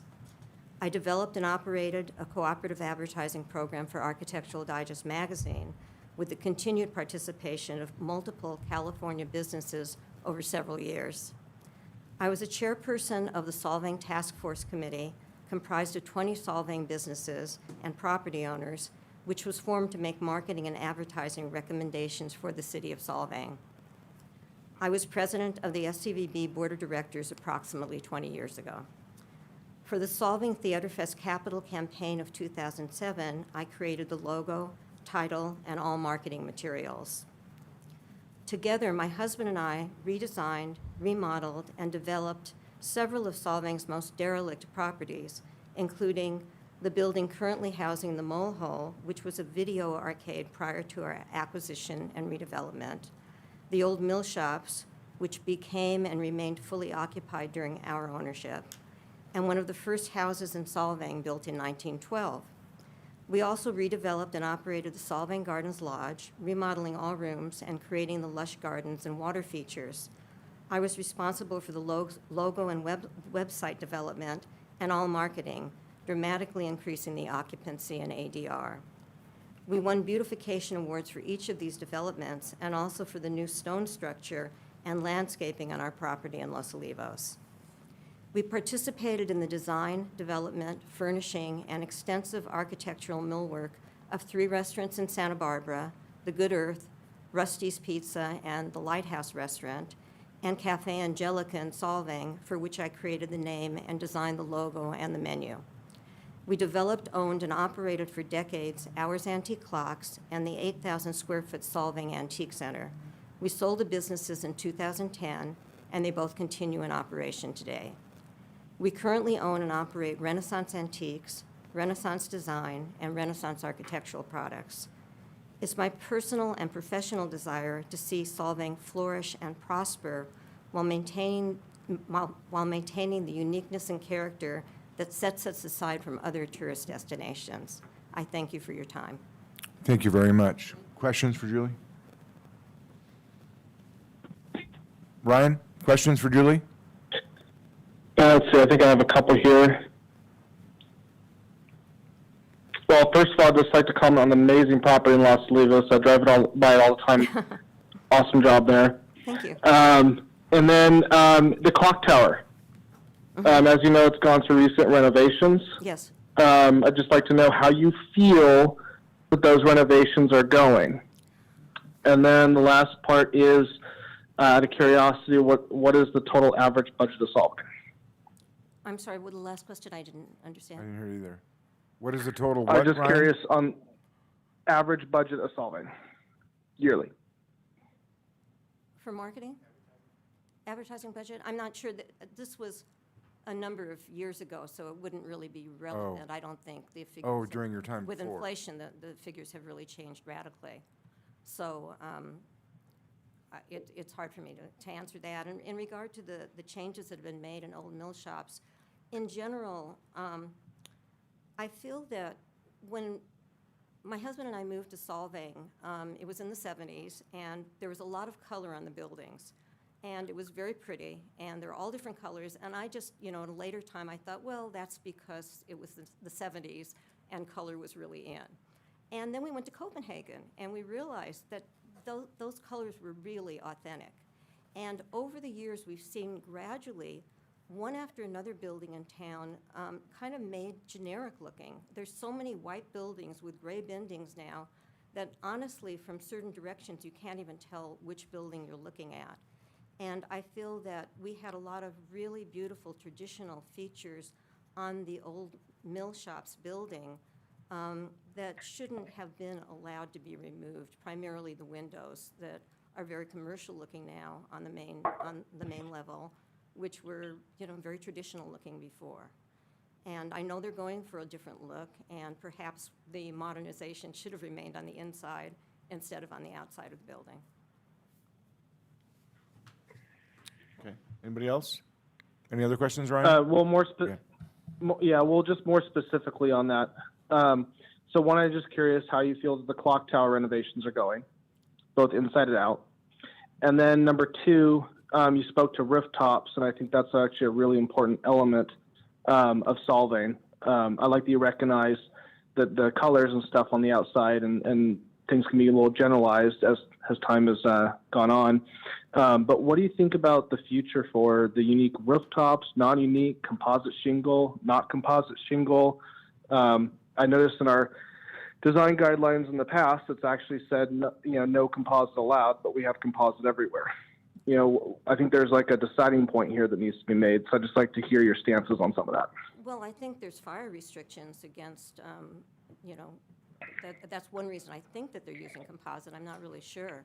The best roof in town is the thatch one that was built for, I think it was called Yummy Burger at the time, that had a 100-year guarantee. It was an incredible expense at the time, but it's got a wonderful look, but it isn't really practical for the average person to recreate.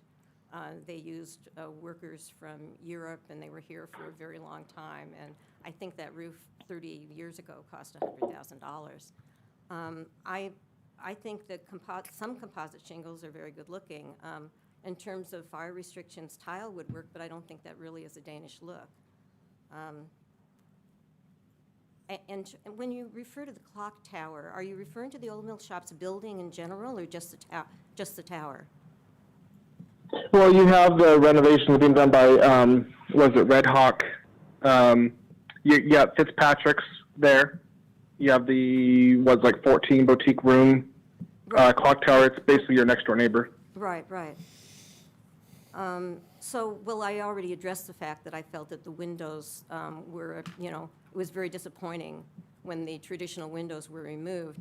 I don't personally care for the color. I think it's very drab, and it's very bright on the inside, but no one really has seen that much of that yet. It's also, we've had people comment that it looks like a business that someone's gone out of business because they've got, paper all over the windows. And customers have commented to us, it's really a shame that so many Solvang businesses are closing. And I explained, well, there hadn't been anything in there. It really hadn't opened yet. They'd seen the art gallery sign, and they assumed that it had gone out of business. When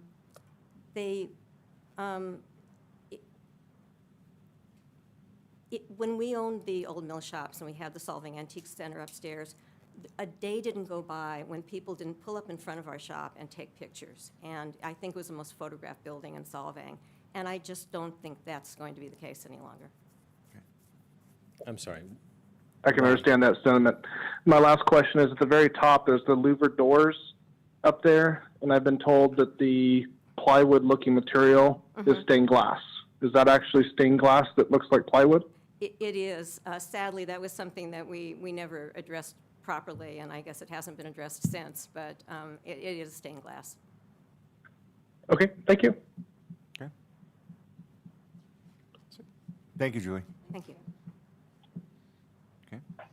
Okay, our last candidate is Carol DiNardo.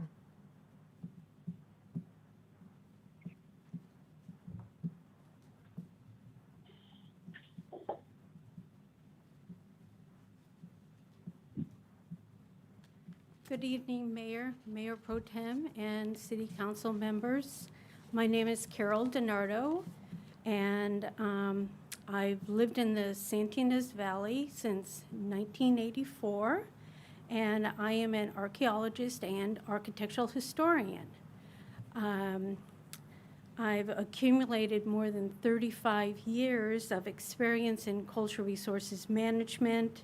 My master's degree is in archaeology and heritage, and my master's thesis was the, excuse me, the evolution of the 19th century Carriage Ranch on Santa Cruz Island. I own my own company in Santinas, where my husband and I live. It's where my office is, and my company has been doing business all over California, but specifically in Santa Barbara, San Luis Obispo, Ventura counties. Many of my projects have been, the architectural history projects have been everything from commercial buildings, residential, rural farms. I've done a lot of work on Vandenberg Air Force Base, where I have evaluated missile silos and slick space launch complex buildings.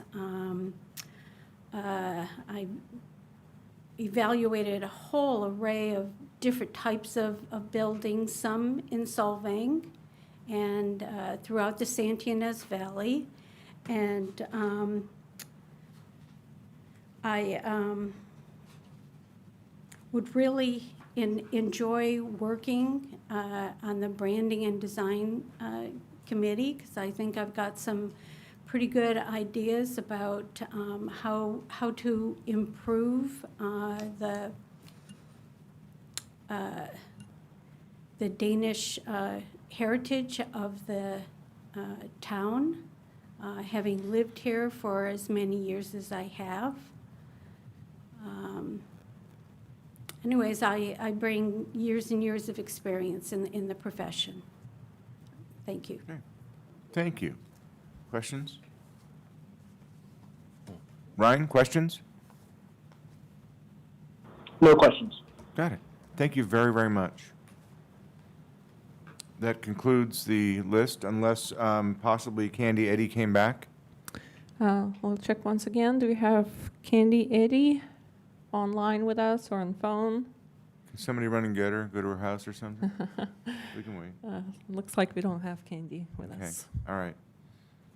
So at this point, do you want to take a 5-minute break to? Yes, that'd be great. If you fill out- could turn in your scoring sheets to me and take a brief break and At 8:20, let's go ahead and do a 5-minute break for scoring this and then a 5-minute restroom break. So let's meet back in 10, okay? Okay, All right. thank you. Thank you.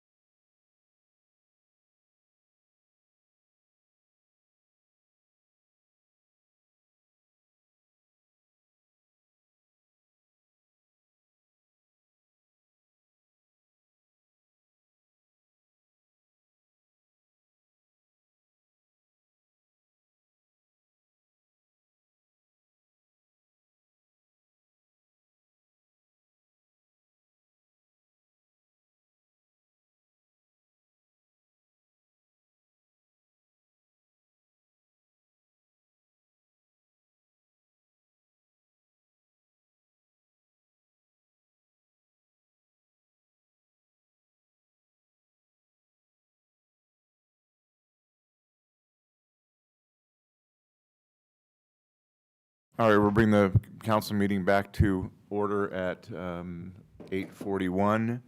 I kind of went out of order by asking for the break. Although with this, we did have council comments. So now we will open this up to public comment. If there's anybody in the public that would like to make a comment about this evening or the process or the speakers, they're more than welcome to at this time. If we have anybody in the room that wants to speak on this, or if anybody at home on Zoom or on the television, or excuse me, on the phone would like to speak on this process, please raise your hand or step up. Do we have anybody on Zoom who would like to speak on the Branding and Design Committee item, both the resolution, the process, the candidates? Raise your hand if you'd like to speak. Looks like we have one, Jody Whitaker. Go ahead, please.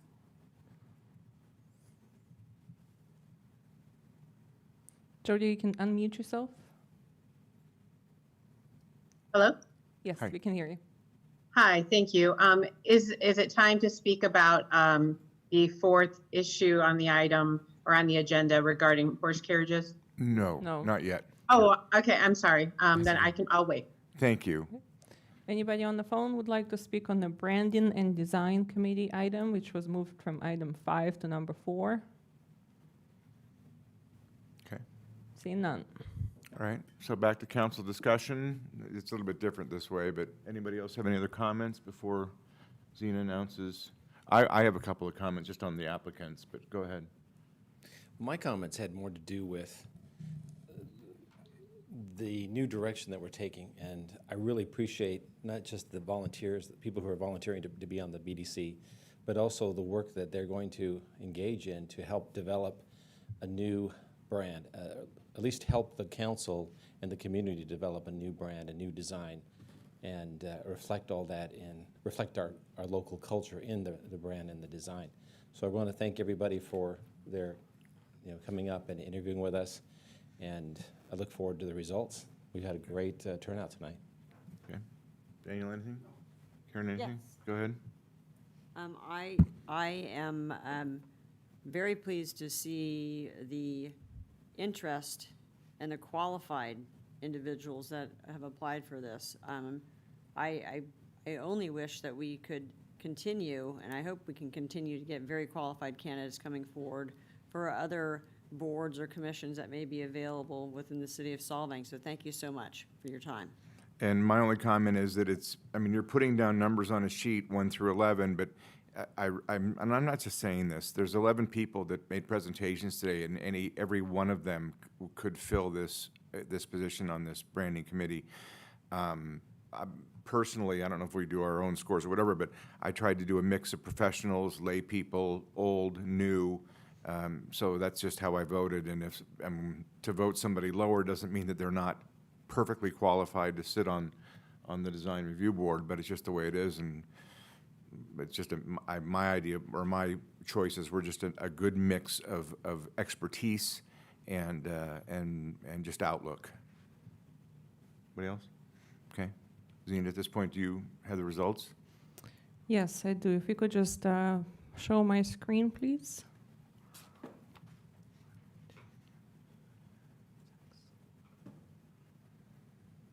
So here are the results. They are in the order in which the presentations were made. You have your, the lower score is the highest score in that sense. You have them listed here by council member and how they voted for everybody. Looks like we have as a number 1 overall vote with the lowest score is Renee Karskov. The next one is Esther Bates. Then we have the score of 21, Jennifer Dryden-Hess. Score of 23 for Brett Marchi. And then we have a tie, which is interesting enough. So this council would have to look at these 2 candidates, which is Zachary Ulrich and Helena Wiluda.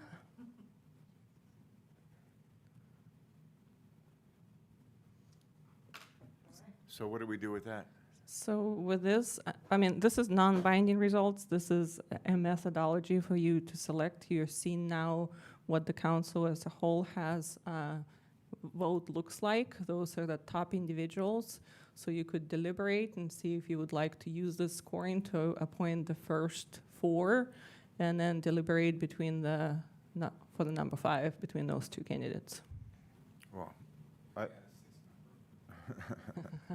I think we're in unison on 4, and so basically, do we want to just write down on a piece of paper who we pick for 5? Sure, that would work. Is this legal? Okay. So if you want to pick a name. Can I speak? Pardon me? Ryan? I was just asking if I could speak. Yes. Well, actually, Robert. So- Can Ryan speak? Mr. Mayor, you may speak.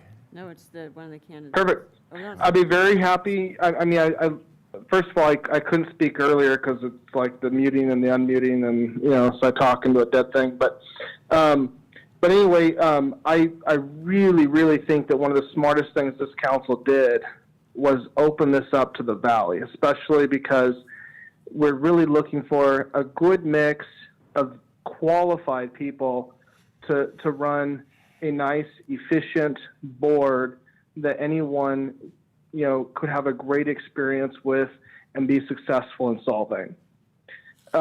With that, we have different votes that have, come across here based on the candidates. I kind of figured Renee would be at the top, so honestly, I put him at the bottom because I wanted some other people to get in. When we get to the item number 5, or the candidate number 5 and the tie, look how long it's taken to get just even this one thing done for this council's vision. And while I think it's great, I think I've heard from every council member they're very happy with the results tonight. I think the social media did a great job of bringing in more candidates. I think Opening Us Up to the Valley did a great job of bringing in more qualified candidates. I also really would favor that we make decisions. So I think that everyone in here has been an amazing qualified candidate. If it's going to be up to the decision of who is the 5th, and it's a tie. So Ryan and everybody, I think, I just got something Yep. pointed out by our CPA, Councilmember Daniel Johnson, that on Councilmember DeJarnius' score, Helena had a number of 11. In fact, we only had 10 active participants, so that number should have been a 10. It's now highlighted in blue, which means perfect. that Helena is actually has a better score than Zachary. Okay. Awesome. Otherwise, I was simply going to point out that the way to solve tonight's issue is actually stated in the Solvang City Charter.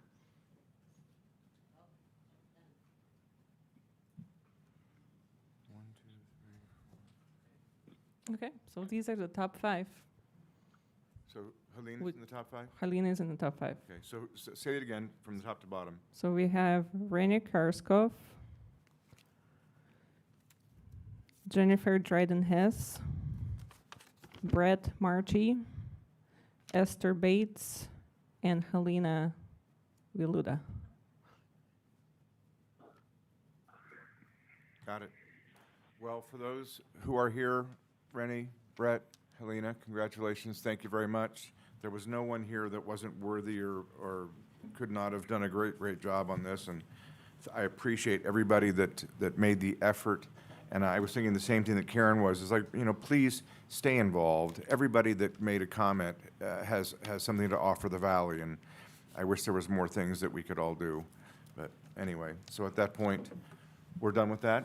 Yeah, if you would like to just make a formal motion to appoint these candidates to the committee. Go ahead. I'll make a Hey, motion. and can I just understand again? It's Renee, Renee- Esther, Renee Jennifer, Brett, and Helena. and Helena. I'll move that. Was there a sec? I think there was That a. was my motion. There was already a motion. Go There ahead was and a second it, motion on Ryan. the floor. Would you Oh, like to sorry. second? You want to second it, Ryan? I'll second it. Okay. Okay, Mayor Pro Tem Clark, Yes. Councilmember DeJarnius, Yeah. Councilmember Johnson, Yes. Councilmember Waite, Yes. Mayor Toussaint. Okay, motion passes Mayor 5-0. Toussaint, would you like to say yes?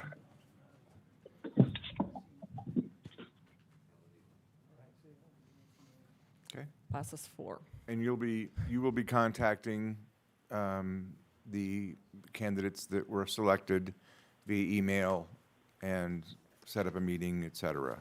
Yes, I will be contacting the members for all the official paperwork that they would need to be. They are a Brown Act body, so once appointed, they shouldn't be discussing issues with more than 2 people at a time that are within their purview. And I would suggest that originally we stay with the schedule of meetings the same as the BAR until and unless this committee makes other determinations. And Rennie, thank you very much for agreeing to accept this. I know you've got a lot on your plate, but I know you have so much to offer, as well as Brett. I appreciate it. Thanks, you guys. And Helena, welcome aboard. And I'm sorry, what was the vote again? Because I had some problems over here on my end. I got everybody except your vote. So we have yes from Mayor Tim Clark, Councilman Jordan, Councilman Johnson, Councilman Waite, and I can still get your vote right now. Mine was a yes vote too. I'm sorry, I'm just not in the best spot. Okay, passes 5-0. Thank you. Thank you. Okay, on to item number 5, which was for the Doubletree Carriage. I think, Karen, you had a comment? Yes, I would like to make a motion at this time that we table the hearing for the Doubletree Carriage license application because of the closures of our streets, the congestion, and the difficulty in finding routes for multiple businesses such as this. So I would like to table this during this time of COVID and unprecedented times. I will second that. Okay. I just ask if there's any topic on that before it goes to public comment. I would love to support Karen's motion. I just don't know if I really agree with tabling. I would agree with all of her sentiments. I just think that as this all passes, if they would like to reapply at that point in time, given the guidances of our ordinances, then that would be appropriate, but I don't know if we necessarily need to table it. Right, so clarification on the motion, I think it's whether you table it to or defer it to a further date. I would just make the motion to deny is what I'd request of Karen, but following all of her sentiments. Would you like to modify that motion? I would like to modify the motion to have the applicant reapply after our COVID restrictions are lifted. I think there may be a need to do public comment before we do the motion, so that people get the opportunity. Right. But I think it's important that you already have that out there so that people know. Okay. Yeah, I have a problem with making a motion without going through the process.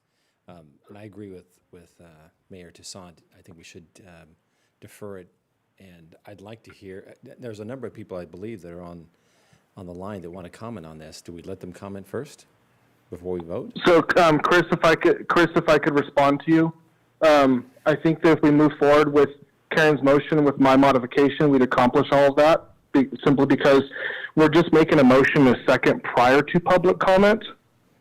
That's it. We will still take in all public comment, council discussion. The motion, when you enter the floor for council discussion action, will be that motion. Okay. But it's not actually being voted on right now. You're only taking a motion a second, then you're going to public comment. It's And you're just a basically due process. you're basically informing people where a council sits at this point so they may Before choose to public speak or choose not to speak. Exactly.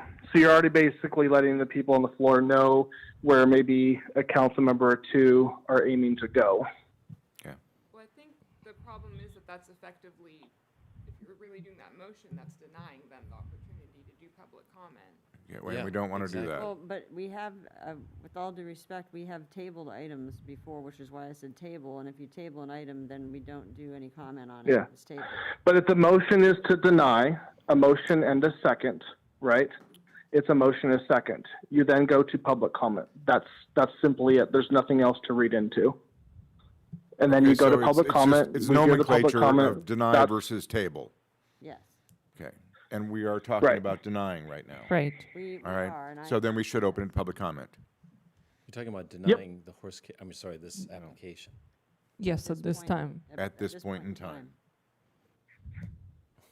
So we had a motion, it was suggested to be modified. The motion maker has accepted that modification. I don't have a second on that modification yet. I will second that modification. And then if it's to deny the license, then we would take public comment. Yep. Yep. Okay, so do we have any public comment on item which used to be number 4 and is now number 5, which is the DoubleTree Carriages Animal Drawn Convenience application? If you would like to speak, raise your hand. I see 3 hands on Zoom, 4 hands. Is anybody in the audience wanting to speak on this item?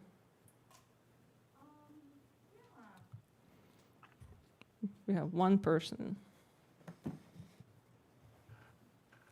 Yeah, good evening, council members and city staff. I had some thoughts about the application and what was presented before the city. However, I'm going to refrain from commenting them because the applicant is not here, and I believe before voicing my comments, I should get to see what it is that they have to present. But that being said, I find it interesting that it's the second time that they came to apply for the license that did not come to show up to their item, and now the item is being tabled. Were they told that their item was going to be tabled? Was this decided outside of this meeting? That's just something that I would comment. You don't have to answer, but that is one question that I get raised. And the rest of the concerns that I have, I will bring up if they ever come back and apply. Thank you. Thank you. Okay, now we'll go to Zoom. We have Melanie Johnson first. Hi again.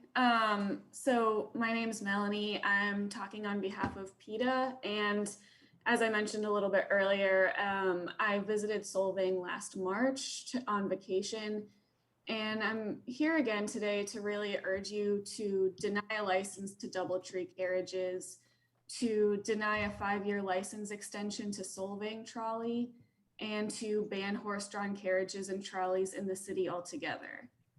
When I visited the beautiful Danish-style town, I loved the many shops, the windmills, and nearby wineries. The smells in the restaurants and bakeries also reminded me of my grandmother's cooking. But my heart sank when I saw horses forced to pull a tourist-filled trolley for hours on end while pounding the blacktop with no shade from the sun. And to this day, the wonderful memories that I do have of the city are really tainted by the image of those suffering animals. As people are learning that horses used in the carriage industry are worked to exhaustion in all weather extremes and are sometimes even denied adequate food, water, rest, and veterinary care, they're turning away from this abusive industry. Just one look at Yelp shows that tourists have been upset and even heartbroken at seeing horses in Solvang pulling these heavy trolleys. Some of the reports even say that the horses have been without water or adequate breaks, even in the searing heat. And one visitor recently said, quote, "It is so sad to see how these horses are treated. They are exhausted, overworked, and overheated. Also, tourists can be entertained. Consider avoiding this harmful tourist trap," end quote. Because horses are unpredictable and easily spooked, using them for these carriage and trolley rides can lead to accidents, injuries, and even deaths when animals become startled and run amok.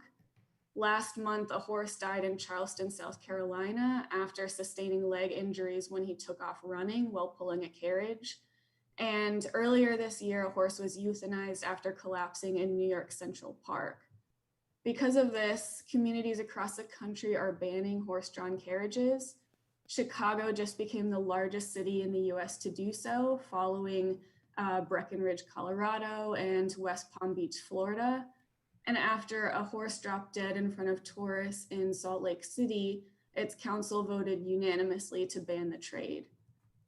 please deny DoubleTree Carriages a license, deny Solvang Trolley a 5-year license, and ban horse-drawn carriages and trolleys in Solvang. To allow visitors to experience all the same sights and sounds without the animal abuse, the city could replace the dangerous, outdated carriages with vintage electric cars or horseless e-carriages, or make the existing trolleys electric. Or even more simply, the city could offer bicycle, pedicab, or other tours. Thank you. Thank you. Okay, next we have Paula Kislak. Please state your name and city Hello. residence. Hi. Can you hear me? Hi, yes, we can. Hi. Okay. Hi, I'm a veterinarian in Santa Barbara. I also am on the board of directors of the Humane Society of the United States and the Humane Society Veterinary Medical Association, which is a California-based veterinary medical association of approximately 10,000 members. And we as veterinarians have treated animals as a result of the carriage trade and the trolley trade. And we've treated heat exhaustion, which is exacerbated by the exhaust fumes. We treat lameness, which can be acute at the time, pulling heavy loads under extreme stress. It's very stressful on the tendons and ligaments and joints, and also creates an arthritic problem over time, which lasts the lifetime of the animals, because a lot of times draft horses are used, and even when they're not, when any horses are used. But I did adopt a draft horse personally out of the slaughterhouse who had been used in the carriage trade, who had pulled tendons and ligaments. And when horses can't stand comfortably, they can't remain alive and have to be euthanized.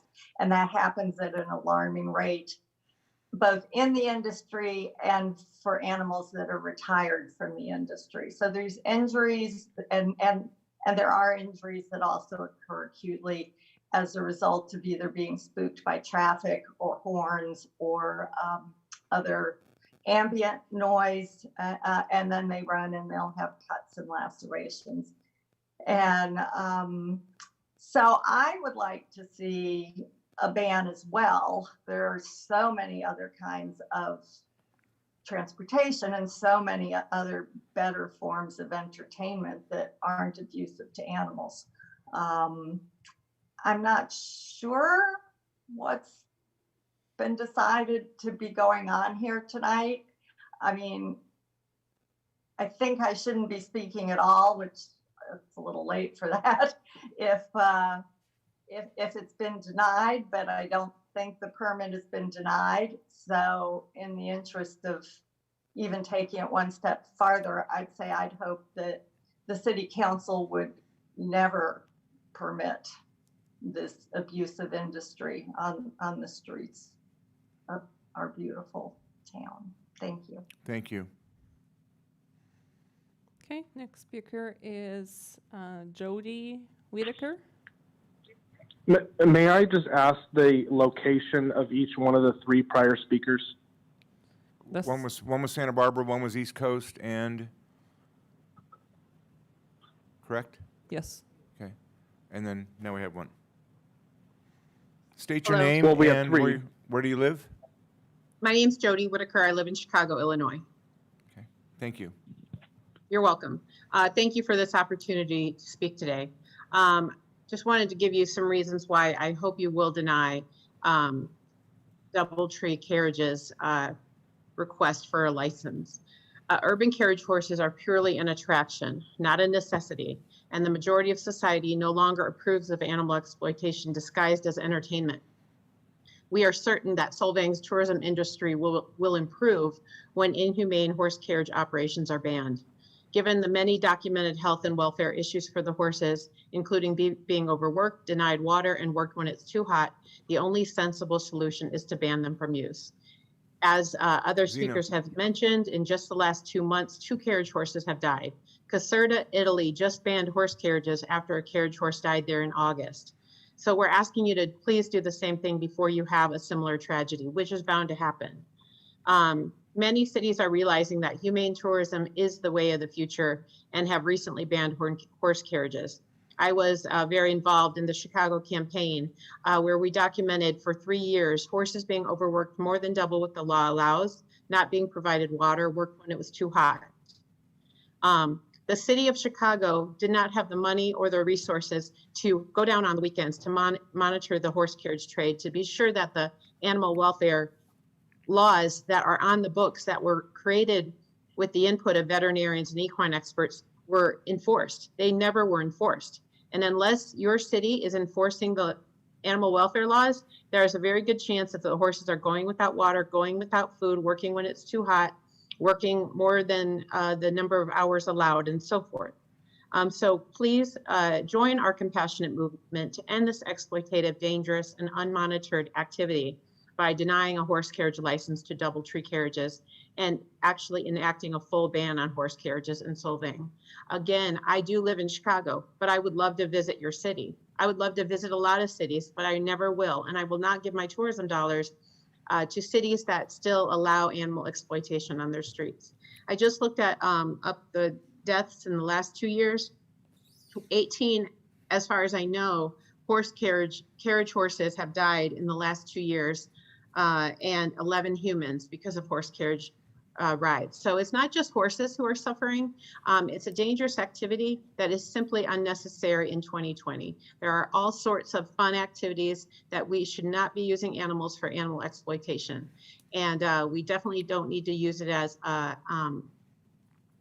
tradition, because as we know, not all traditions are good. And there was a time when maybe horse carriages made sense, but not in 2020. So thank you very much for your time and consideration today.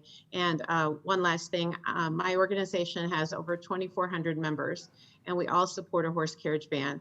All the major organizations around the world, animal welfare organizations, support a horse carriage ban. The only real people who really still support it are those who profit off the animals' backs. Thank you. Okay, next. Thank you. Next, we have Evan Gualberto. I had a question for the prior candidate, or the prior person that was talking. It's public comment. Just public comment. I know. We'll have comments after this. We can all say them at the same time. Well, I just had a question. If you want to engage somebody from Chicago, go ahead. I just want to know what the population of the United States is. You stated that you had 2,400 candidates. 2,400 people. 340 million. Can I answer? Go ahead. Yep. My organization is very small. We just formed 5 years ago. You look at major organizations such as PETA, the Humane Society of the United States, the ASPCA. These are organizations that have millions, if not billions, of members. My organization is very small, but our main focus is to educate the public about the constant horse carriage deaths, both human and horse.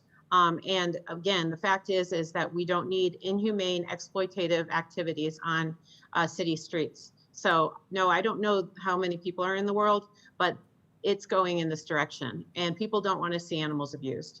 Thank you. On vacation. Thank you. Thank you. Okay. Next speaker. Evan? Yes, hello. State your name and what city you're calling from. My name is Evan Gualberto. I'm calling from Annandale, Virginia. So I would simply like to echo the concerns of the people that have spoken before me. Everybody who has spoken before me has stated points that I would have wished to have stated myself, but much better and more eloquently than I could have. So all that I ask is that you request that you deny a license to DoubleTree carriages and ban horse-drawn carriages and trolleys in your city. Thank you very much. Thank you. That's all. Appreciate it. Next speaker. We have Janet. Yes, hi. Hi, my name's Janet White, and I'm calling from Philadelphia, Pennsylvania, in reference to the horse-drawn carriages. Here in Philadelphia, we've had the carriages for over 40 years, and it started with 5 companies, then it went down to 3 companies, 2 companies. One of them was closed because of animal abuse, and now we've got 1 carriage company, which is on the wane. I just wanted to mention, I think there's basically 3 issues when it comes to horse-drawn carriages. You've got the animal welfare issues, which some other people have been discussing. You've got public safety issues, which you really have to think about, because there are many horse-drawn carriage accidents because horses are prey animals. And when they're spooked by loud stimuli, something unexpected, the instinct is to bolt, and they bolt, and there are serious accidents that occur. And not only is that tragic, but it also involves a lot of liability issues for the city. So you might want to think about that. Thirdly, there's the business issue, and that's what I really want to speak about because we're studying that a lot here in Philadelphia because we're working on a ban on horse-drawn carriages. And it's really, it all comes down to tourism. And it's interesting that some of your earlier speakers were talking about Solvang's image and branding, development, and so on. And that's what we're talking about here in Philadelphia in terms of the reopening of tourism here post-COVID crisis. So it's really relevant in talking about tourism and horse-drawn carriages, the market trends. And the market trends show that society's attitudes are really changing when it comes to the use of animals. People feel uncomfortable much more so now seeing animals. No, that's okay.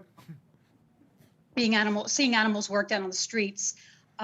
There's an international, the ban on horse-drawn carriages is really becoming the international trend. So, and the replacement with electric carriages. So to start up a carriage practice or to expand that in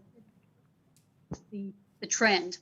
And you really have to think about millennials, the 18 to 34-year-olds, who are the population who travel the most and who spend the most tourist dollars. And we've been doing a lot of research on this group, and typically speaking, they're very concerned about animal welfare issues. And there's a statistic that 86% of them will spend more money on ethical travel. So they make it a point.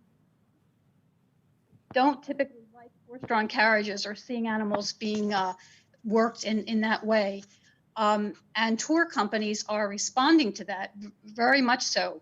So companies like TripAdvisor and Expedia they're amending their policies to respond to this population, and they are starting to no longer book attractions where animals are used for cruel entertainment acts like horse-drawn carriages.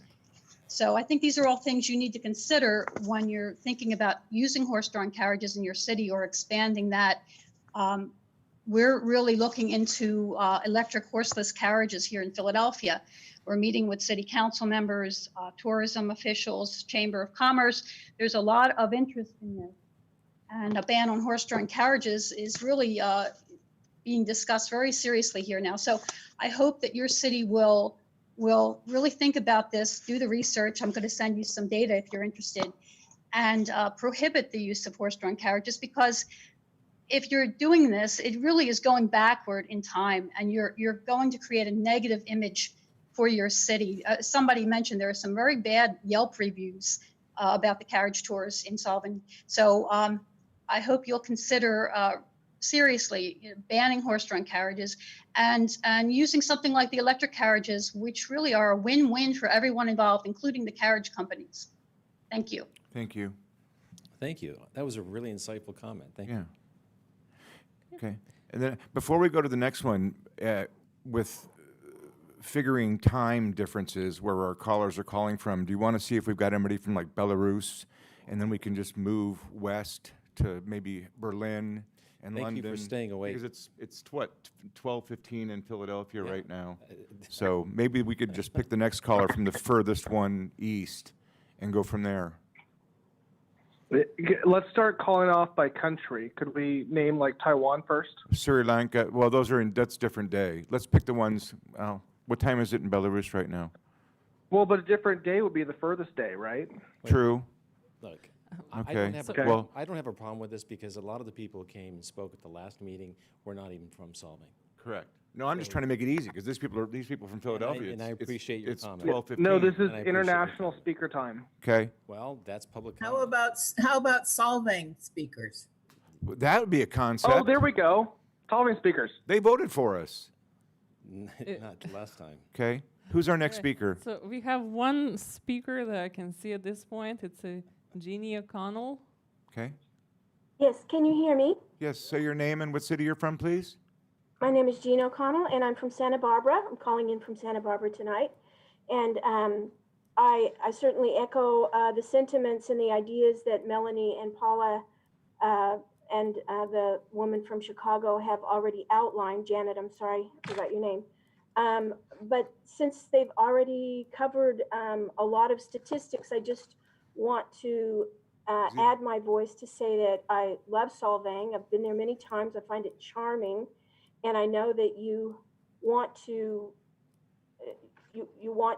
retain a feeling of nostalgia and a kind of an old world charm.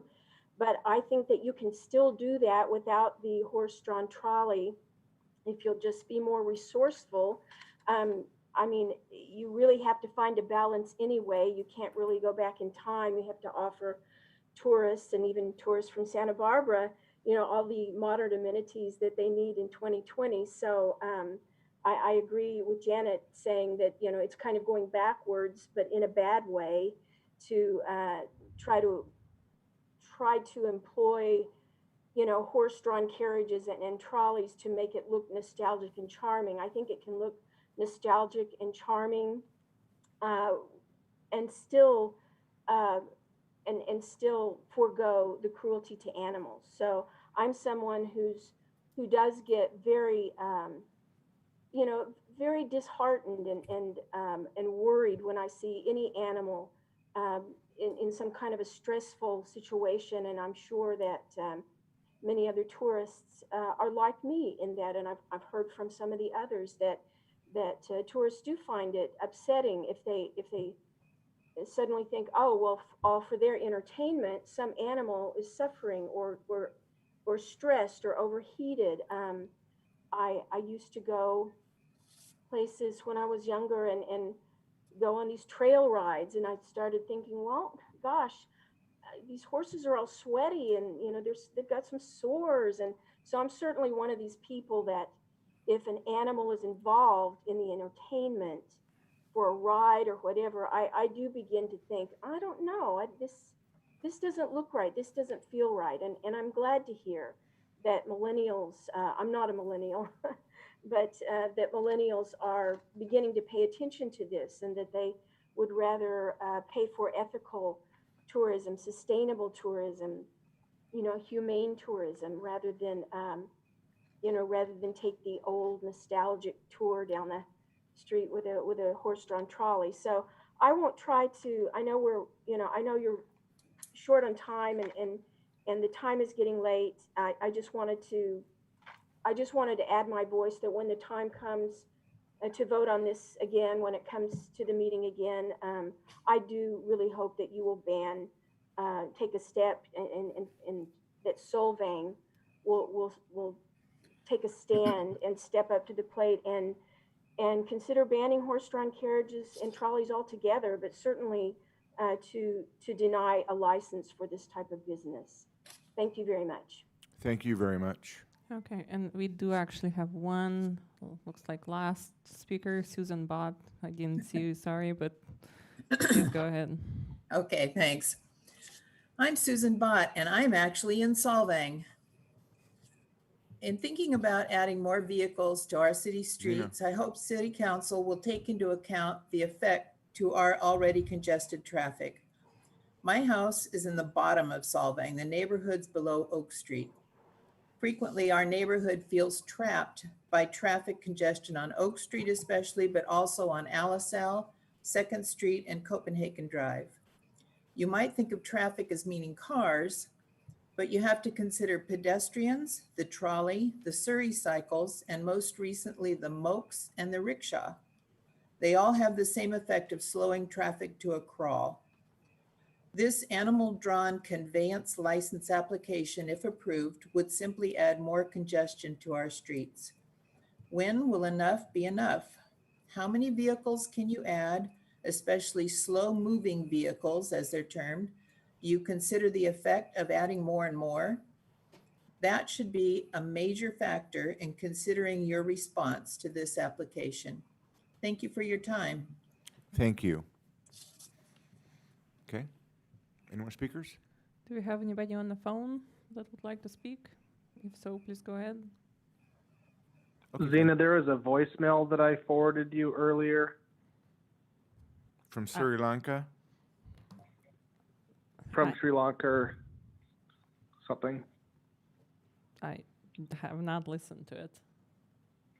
Can we, Is that a public comment? I mean, we usually can you don't transcribe read. that and put it into the It's a minutes and public record? comment. You can just, if you could just play it, it's like the third one up in your text. Really? We don't have it in our instructions to play. A voicemail?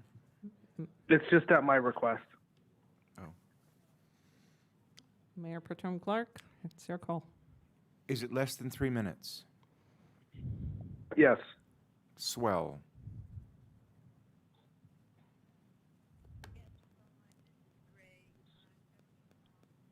Yeah. I need it on speaker. Senator Hannah Jackson on the animal abuse and so forth. So I just found out that there's August 21st, 24th, that this Davies Voice wants to shut down using the trolley horses. And sometimes some groups with animal rights, they think with their heart too much and don't stick with their brain and the facts. So the facts are, apparently these trolley horses are doing just fine.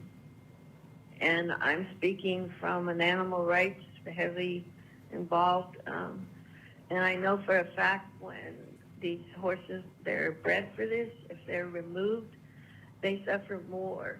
They need to work and they get bored and you'll actually see them get depressed. So I hope, I want to add my information that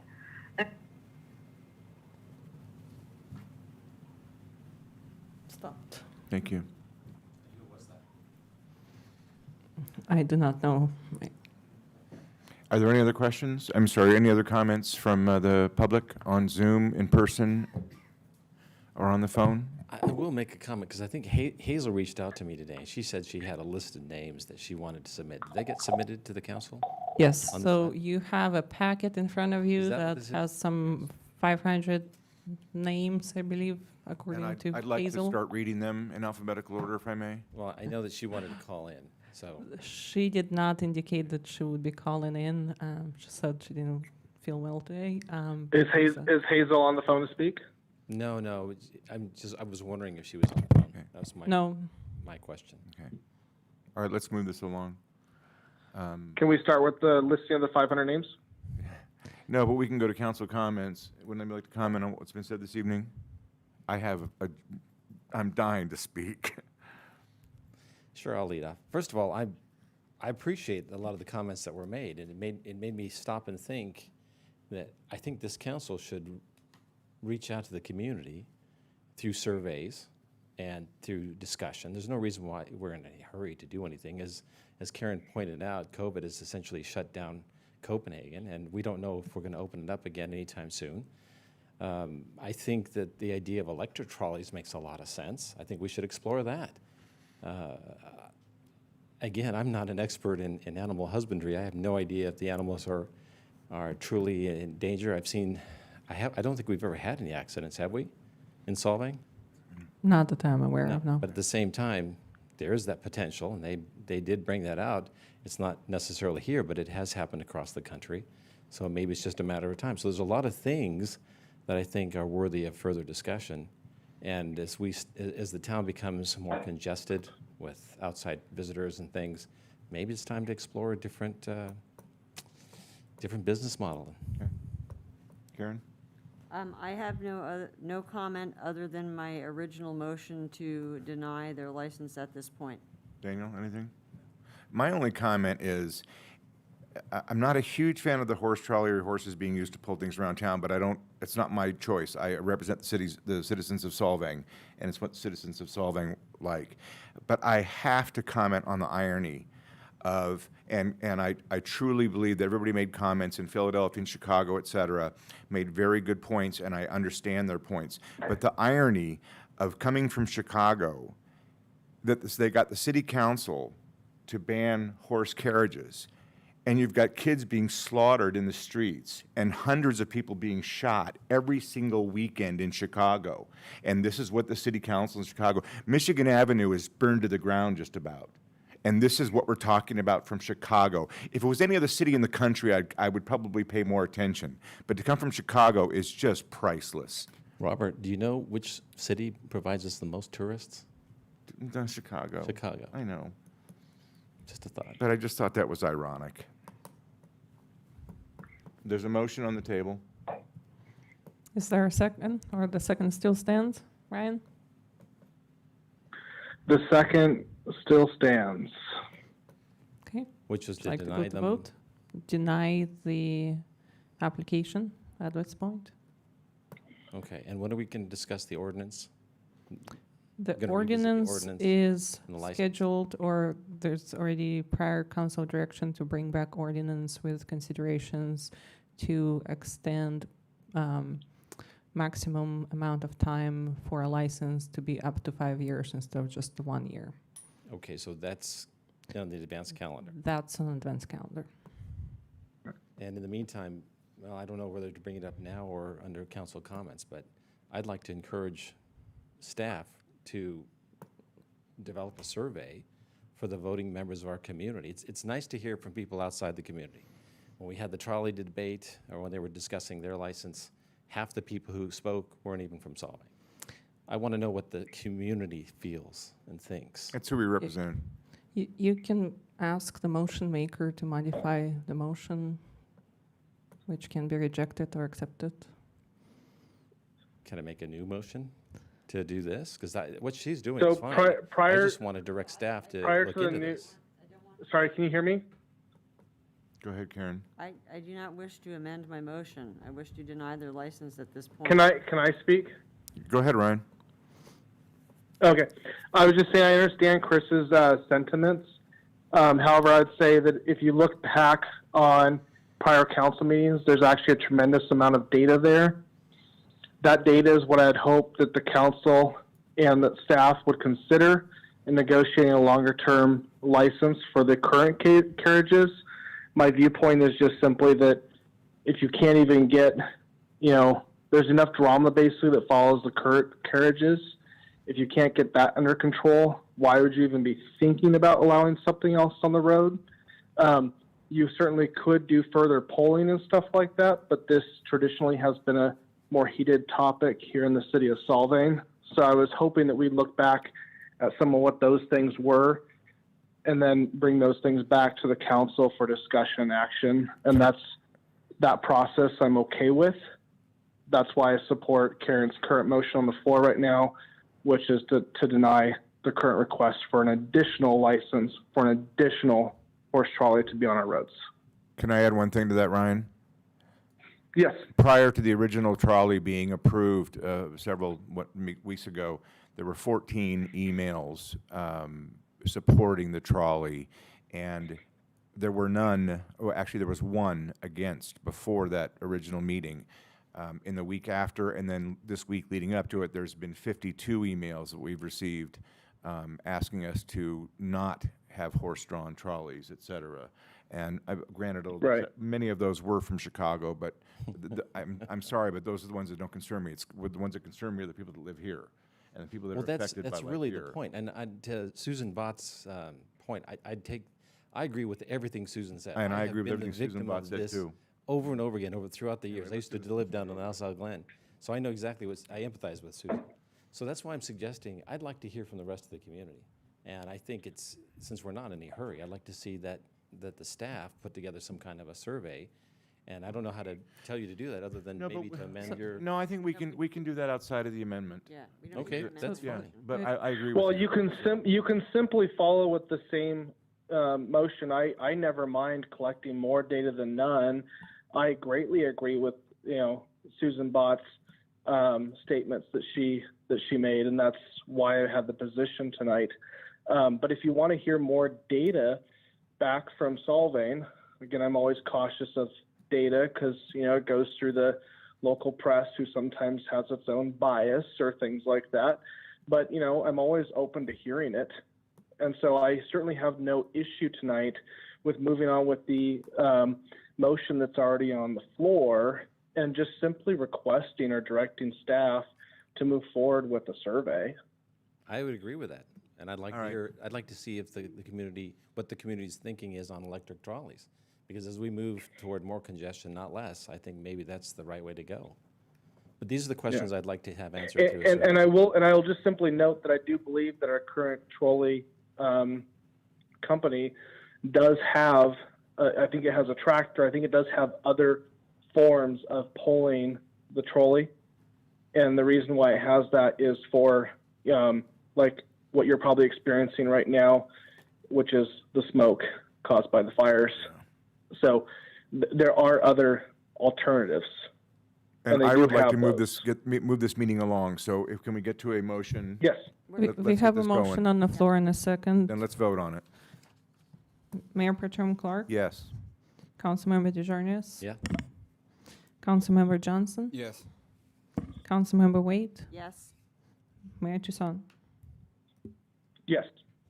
Okay, passes 5-0 to deny the license. Okay, at 9:30, we need to take a motion from somebody to continue this meeting past 9:30, past the 3 hours. I would just request that. Right before we take that motion, can we just ask for, is there direction from this council to issue a survey out to the community? Yes or no?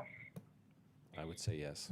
I would say yes. Is that, I'm seeing at least 3 nods.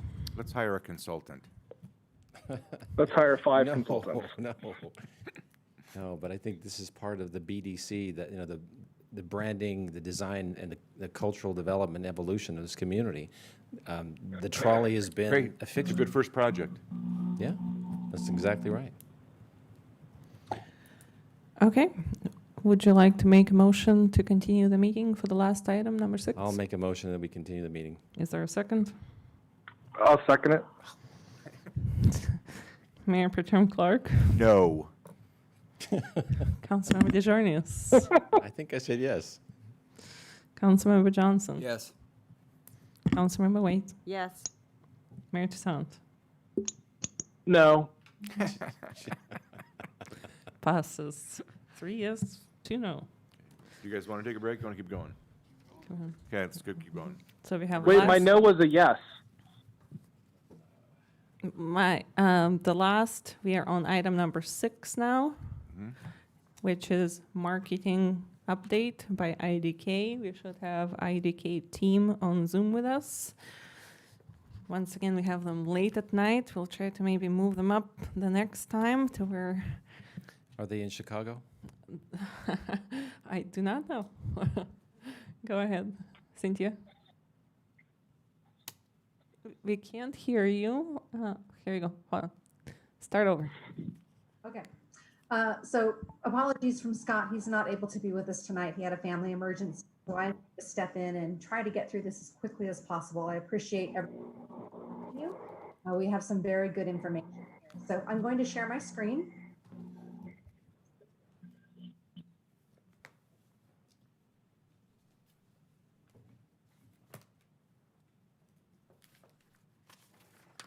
Okay, can everyone see that?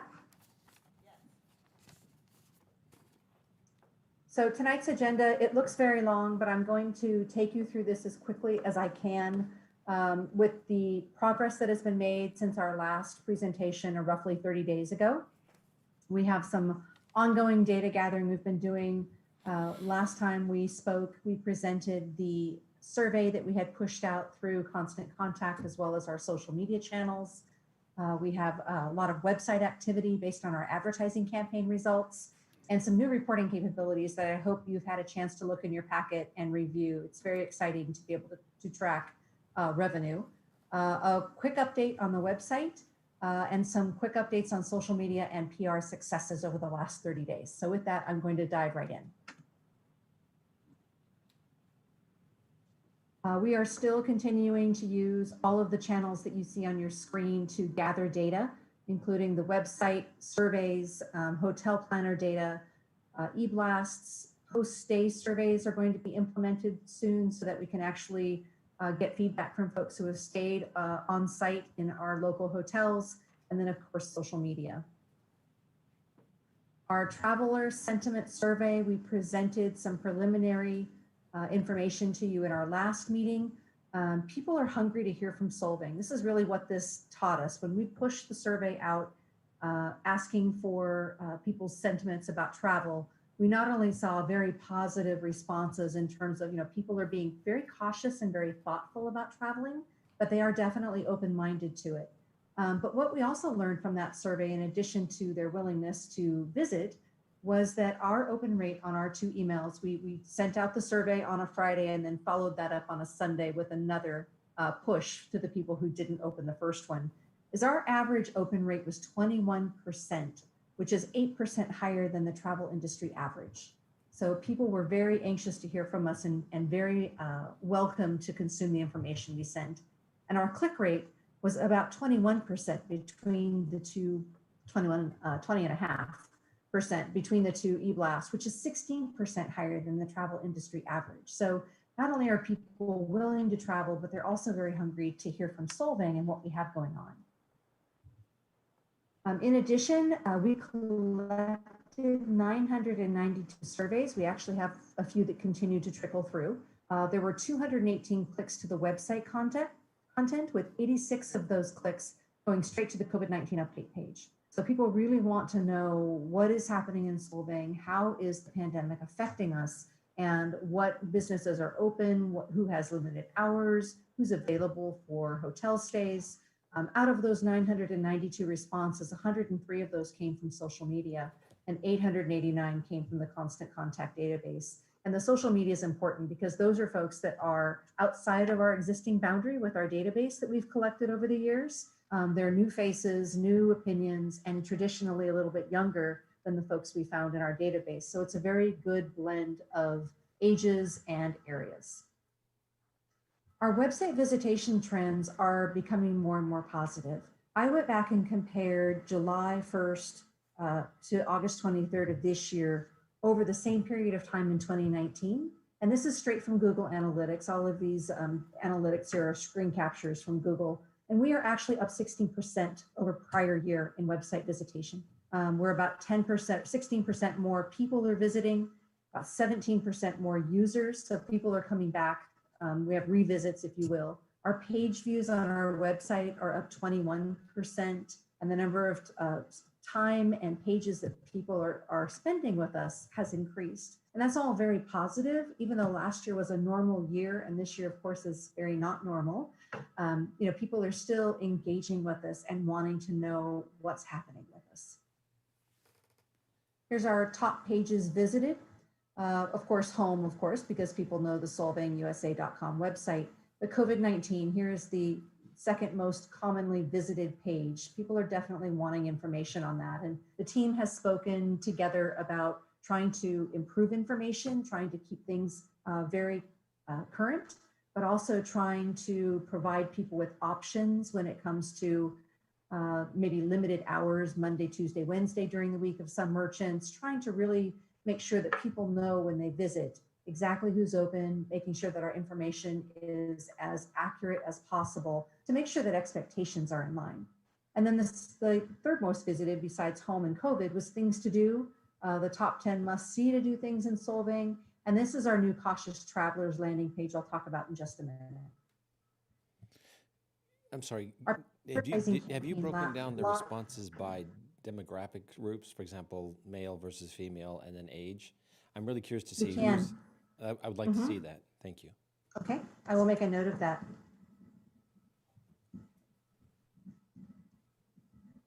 Okay. We'll get that for you and send that over to Zena.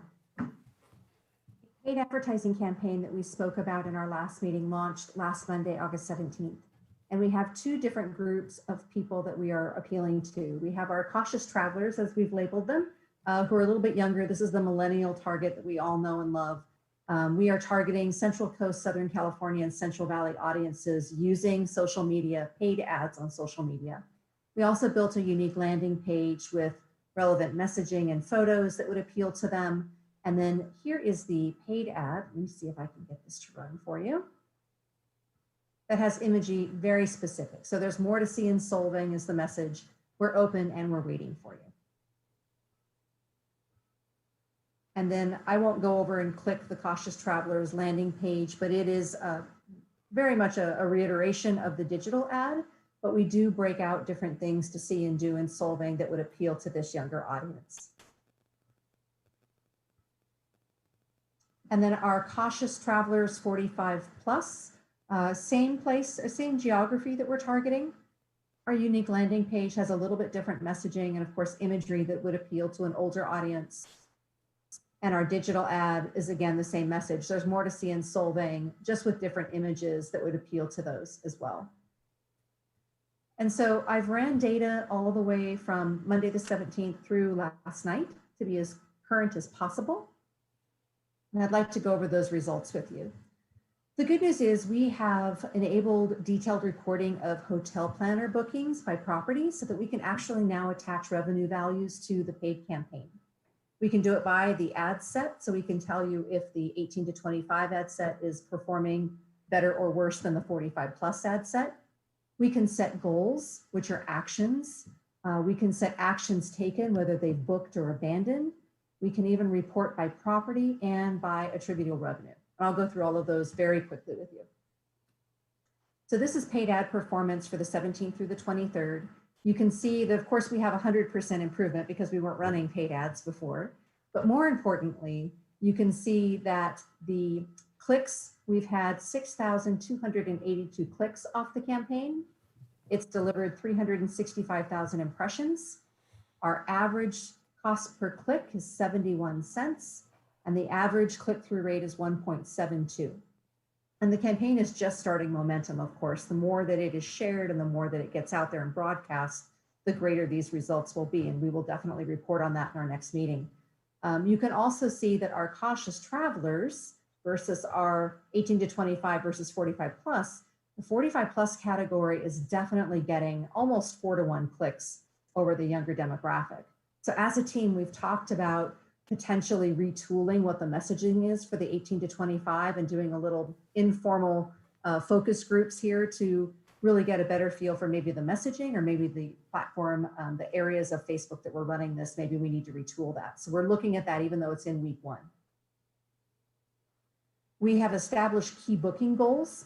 So we can tell based on the clicks that people are taking once they get to the landing page, where they are spending their time. So many of them are doing hotel searches.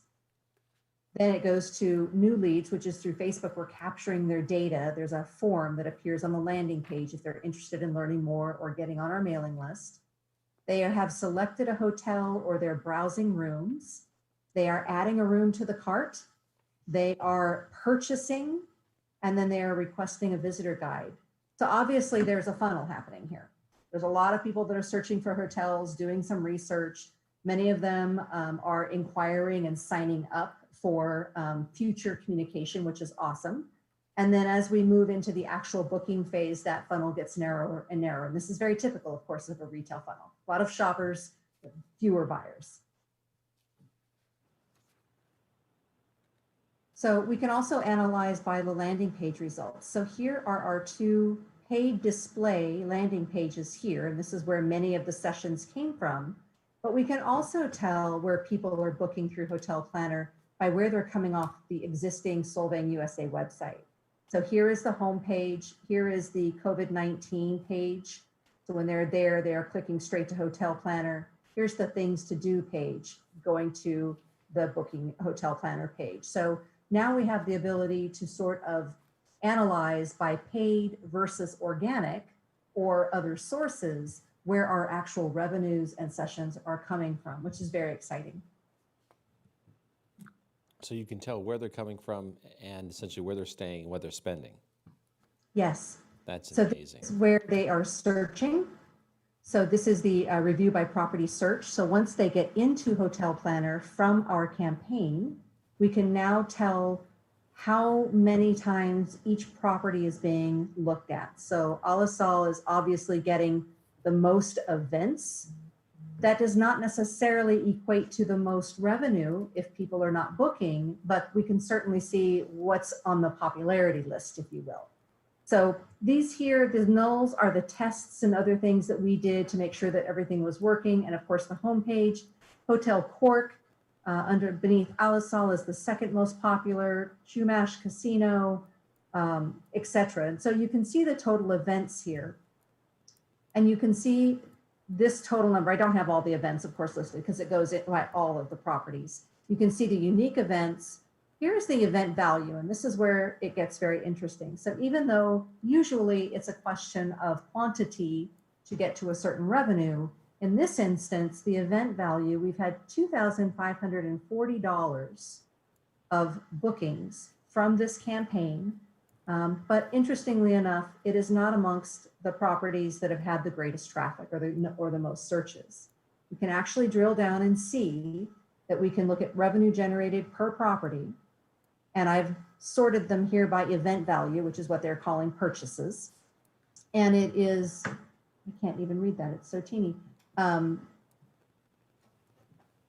Is it that the Hadston House Inn and Spa has had $912 of bookings. Hotel Cork has had $902 in bookings. And then the Pacific Suites have had 726. And so we can actually start to attribute paid advertising to driving revenues, which is really exciting. And again, these three properties were not amongst the list of properties searched in terms of popularity. So it's interesting to see how those numbers jive with each other and then where people are actually ultimately winding up. And it would be good to do some analysis on the hotelier side to see if that is a question of amenities or cost per night or availability. There's a lot that we can do with this data now that we're able to get down into this much detail. But it also tells us something about who's coming, right? Mhm. In other words, their aspirations are one thing and their reality is another. And that gives us a sense of... And this will also, over time, it will also help us, really fine tune what our advertising offerings are. So are we showing, while we might be showing luxe properties or luxe lifestyle events, if that's not ultimately where the revenues are coming from, we need to make adjustments on that because we can be aspirational, but we want to make sure we don't present something that people don't relate to. Well, it's my understanding that the upper, these other hotels that people were looking for, they have their own advertising campaigns. Isn't that correct? So what you're doing is complementary or in addition to that? We don't know what those numbers are on a per property basis. This is really marketing Solvang as a whole. And then when they get to Hotel Planner, that's when they make decisions about what they're researching. Did that answer your question? Mostly.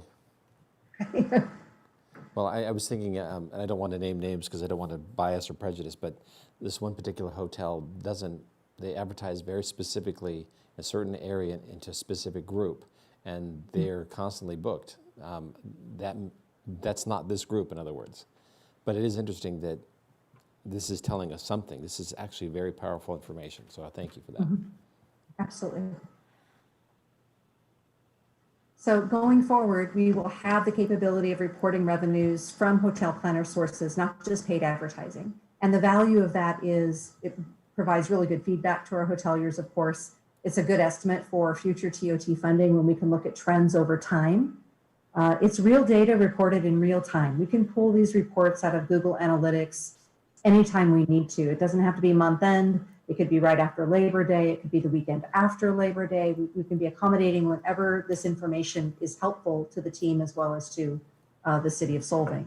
It also allows us to pivot faster. So if we see something as a trend that is starting to crest and go down, which of course there's seasonality and other things that we'll definitely see, we can make determinations and recommendations to provide incentives or to run promotions We're not, obviously big on discounts because times are so tough for everyone right now. We really would never advise to cut rates.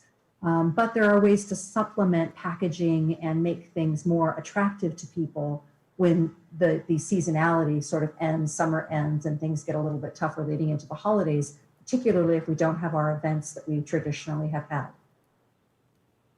So one of those is a September promotion that Scott's really excited about. In addition to bringing people in with the digital campaign, we'd like to start offering incentives for midweek and weekend bookings through the landing pages. And this is something that Scott would like to test on his own to see if we can actually gain people's business in an area where maybe we aren't able to gain by awarding Visa gift cards. And these Visa gift cards would be varied for midweek versus weekend stays, but they would also stimulate additional retail spending in market so that people, they won't erode nightly hotel rates, obviously, because there's no discounting going on. This is an add-on. And we can easily see who is staying where with the new revenue reporting features to see where these Visa gift cards are being spent. Scott has a great relationship with Visa, and we're actually able to geographically limit where the cards are spent. So he can require that they're spent in the Solvang zip code, for example, down to that much detail, which will really help people, will really help the retailers because they'll be spending the cards in market. And very clearly, when we market this to anyone who is coming in, they'll need to understand that those gift cards are only good for their stay in Solvang rather than other markets or maybe even their home market if they're from out of the area. I got a quick question. This is great stuff. So you can reverse this then and say you want to target a certain demographic group based on people who came and used these cards. Is that right? Absolutely. Mm-hmm. So who collects this information? Where does this database on potential visitors reside? Who controls it? Well, part of it is, it's going to take time to create that baseline. So as we market using the paid advertising feature, we will add this promotional element into that market. And we can do it several ways. Scott is still working through whether it's a random drawing or do we reward everyone for booking? Do we only do midweek? This is a bigger conversation than tonight. But once we do establish that, then that baseline will be established of where these people are coming from. And it'll also dovetail with the paid digital buy in that we will begin to see trends. We know where we're advertising, and we will be able to, because of the attributable data now on the forms that people are filling out, we ask them for their name, their email, and their city of residence. So now we'll be able to start tracking specifically where people are from and then tapping into that market looking for like-minded individuals.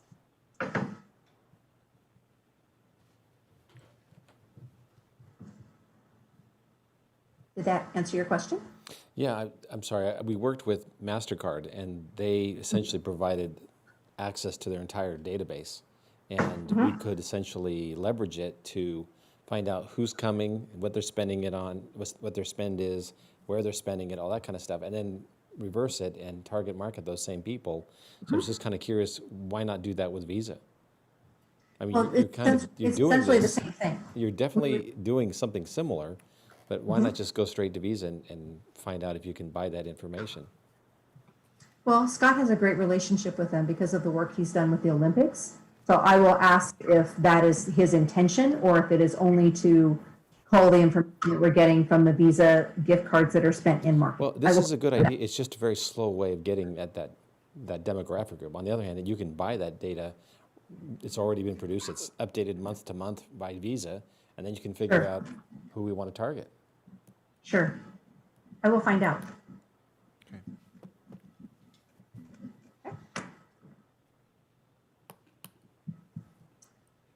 Any more questions on the paid program and all of the reporting at this point? I'm going to move on into the website.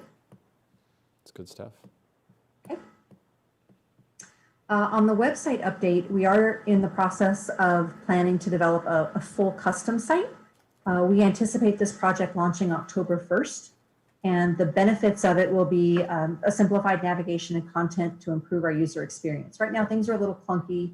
This site is much, much larger than it appears on the surface. And when you get down into it as a user, it's easy to get lost and not be able to get back to some key information. So we want to make the navigation and content easier for people to navigate through. We also want it to be image driven and updated to drive a lot of out-of-market conversion. So we want to be able to build landing pages quickly. We want to be able to update information quickly. The custom backend is going to be built in PHP 7.2, which is a developer term, which just means it's modern day code that has longevity and also good security, so that we don't have to worry about, using outdated code that has a lot of holes in it, which is not very secure, particularly as we begin to capture more and more data from our advertising programs. And then it will have a fully custom content management system so that updates can be made very quickly and very timely.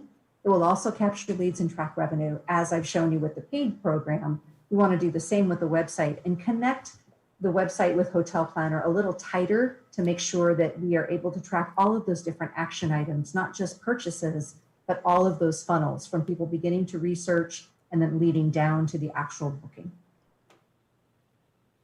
That project timeline looks something like this.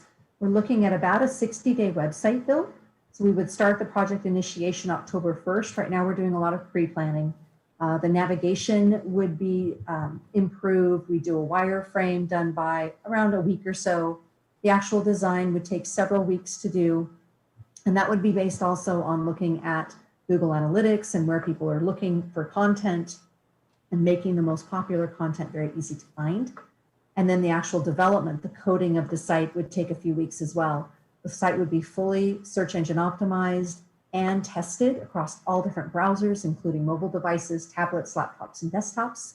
And then of course it would launch around the first week of December, just before the holidays. So this is the anticipated timeline based on initiating the project October 1st. Questions on that? Why can't you do it in September? I think that Scott said something about the initial planning phase was covered. That'll be the next first couple weeks. I will ask if we can move this up. This is something that the team sort of put together last week when we were looking at all of the content. I was just thinking in terms of the seasonality of this. We'd love to see this in place. At least I would. I can't speak for the rest of the council, but I'd love to see it in place as early as possible so that people who want to come here for the Christmas season will have an opportunity to use this site. Sure. I will ask him and see if that's possible to do.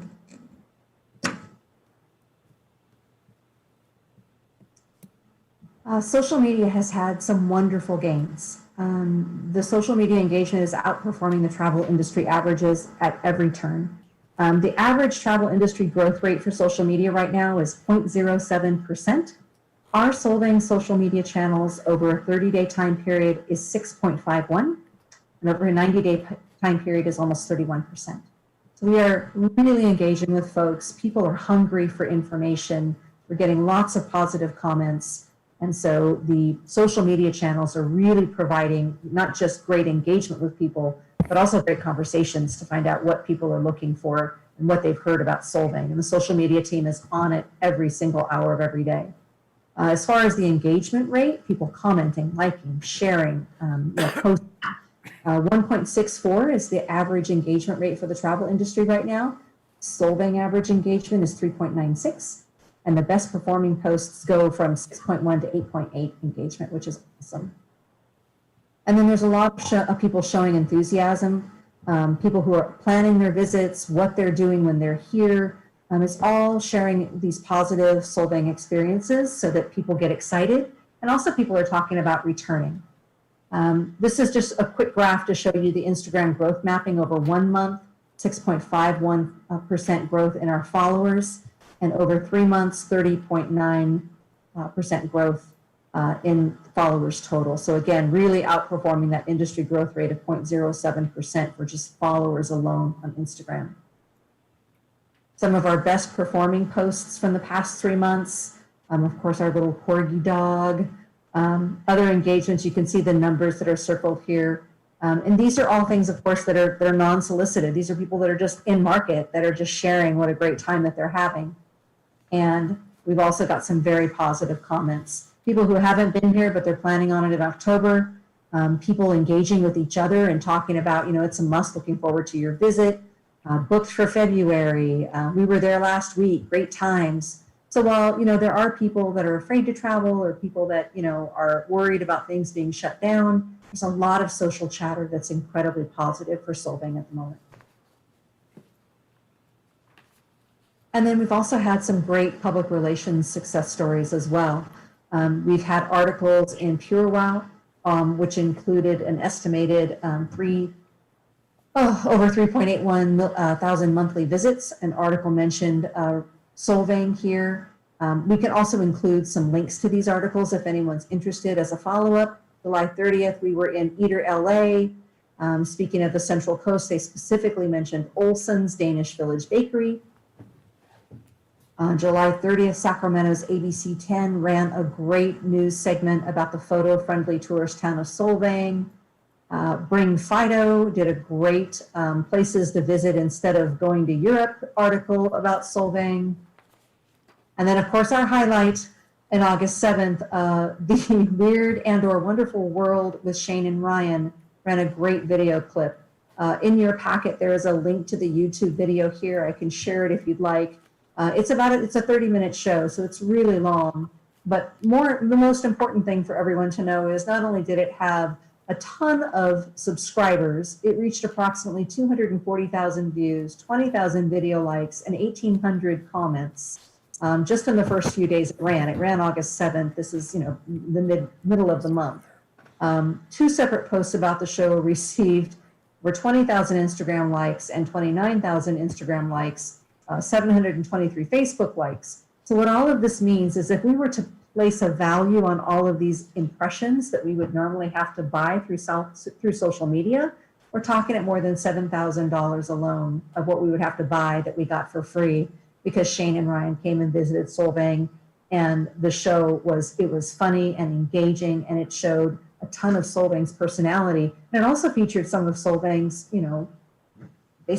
some of the residents and business owners, which were wonderful. Mayor, I believe you were on there as well. And it was really fun. People really had a great time. So that value is something that, would cost us $7,000 to buy. And because the show came, that really helped increase awareness for us.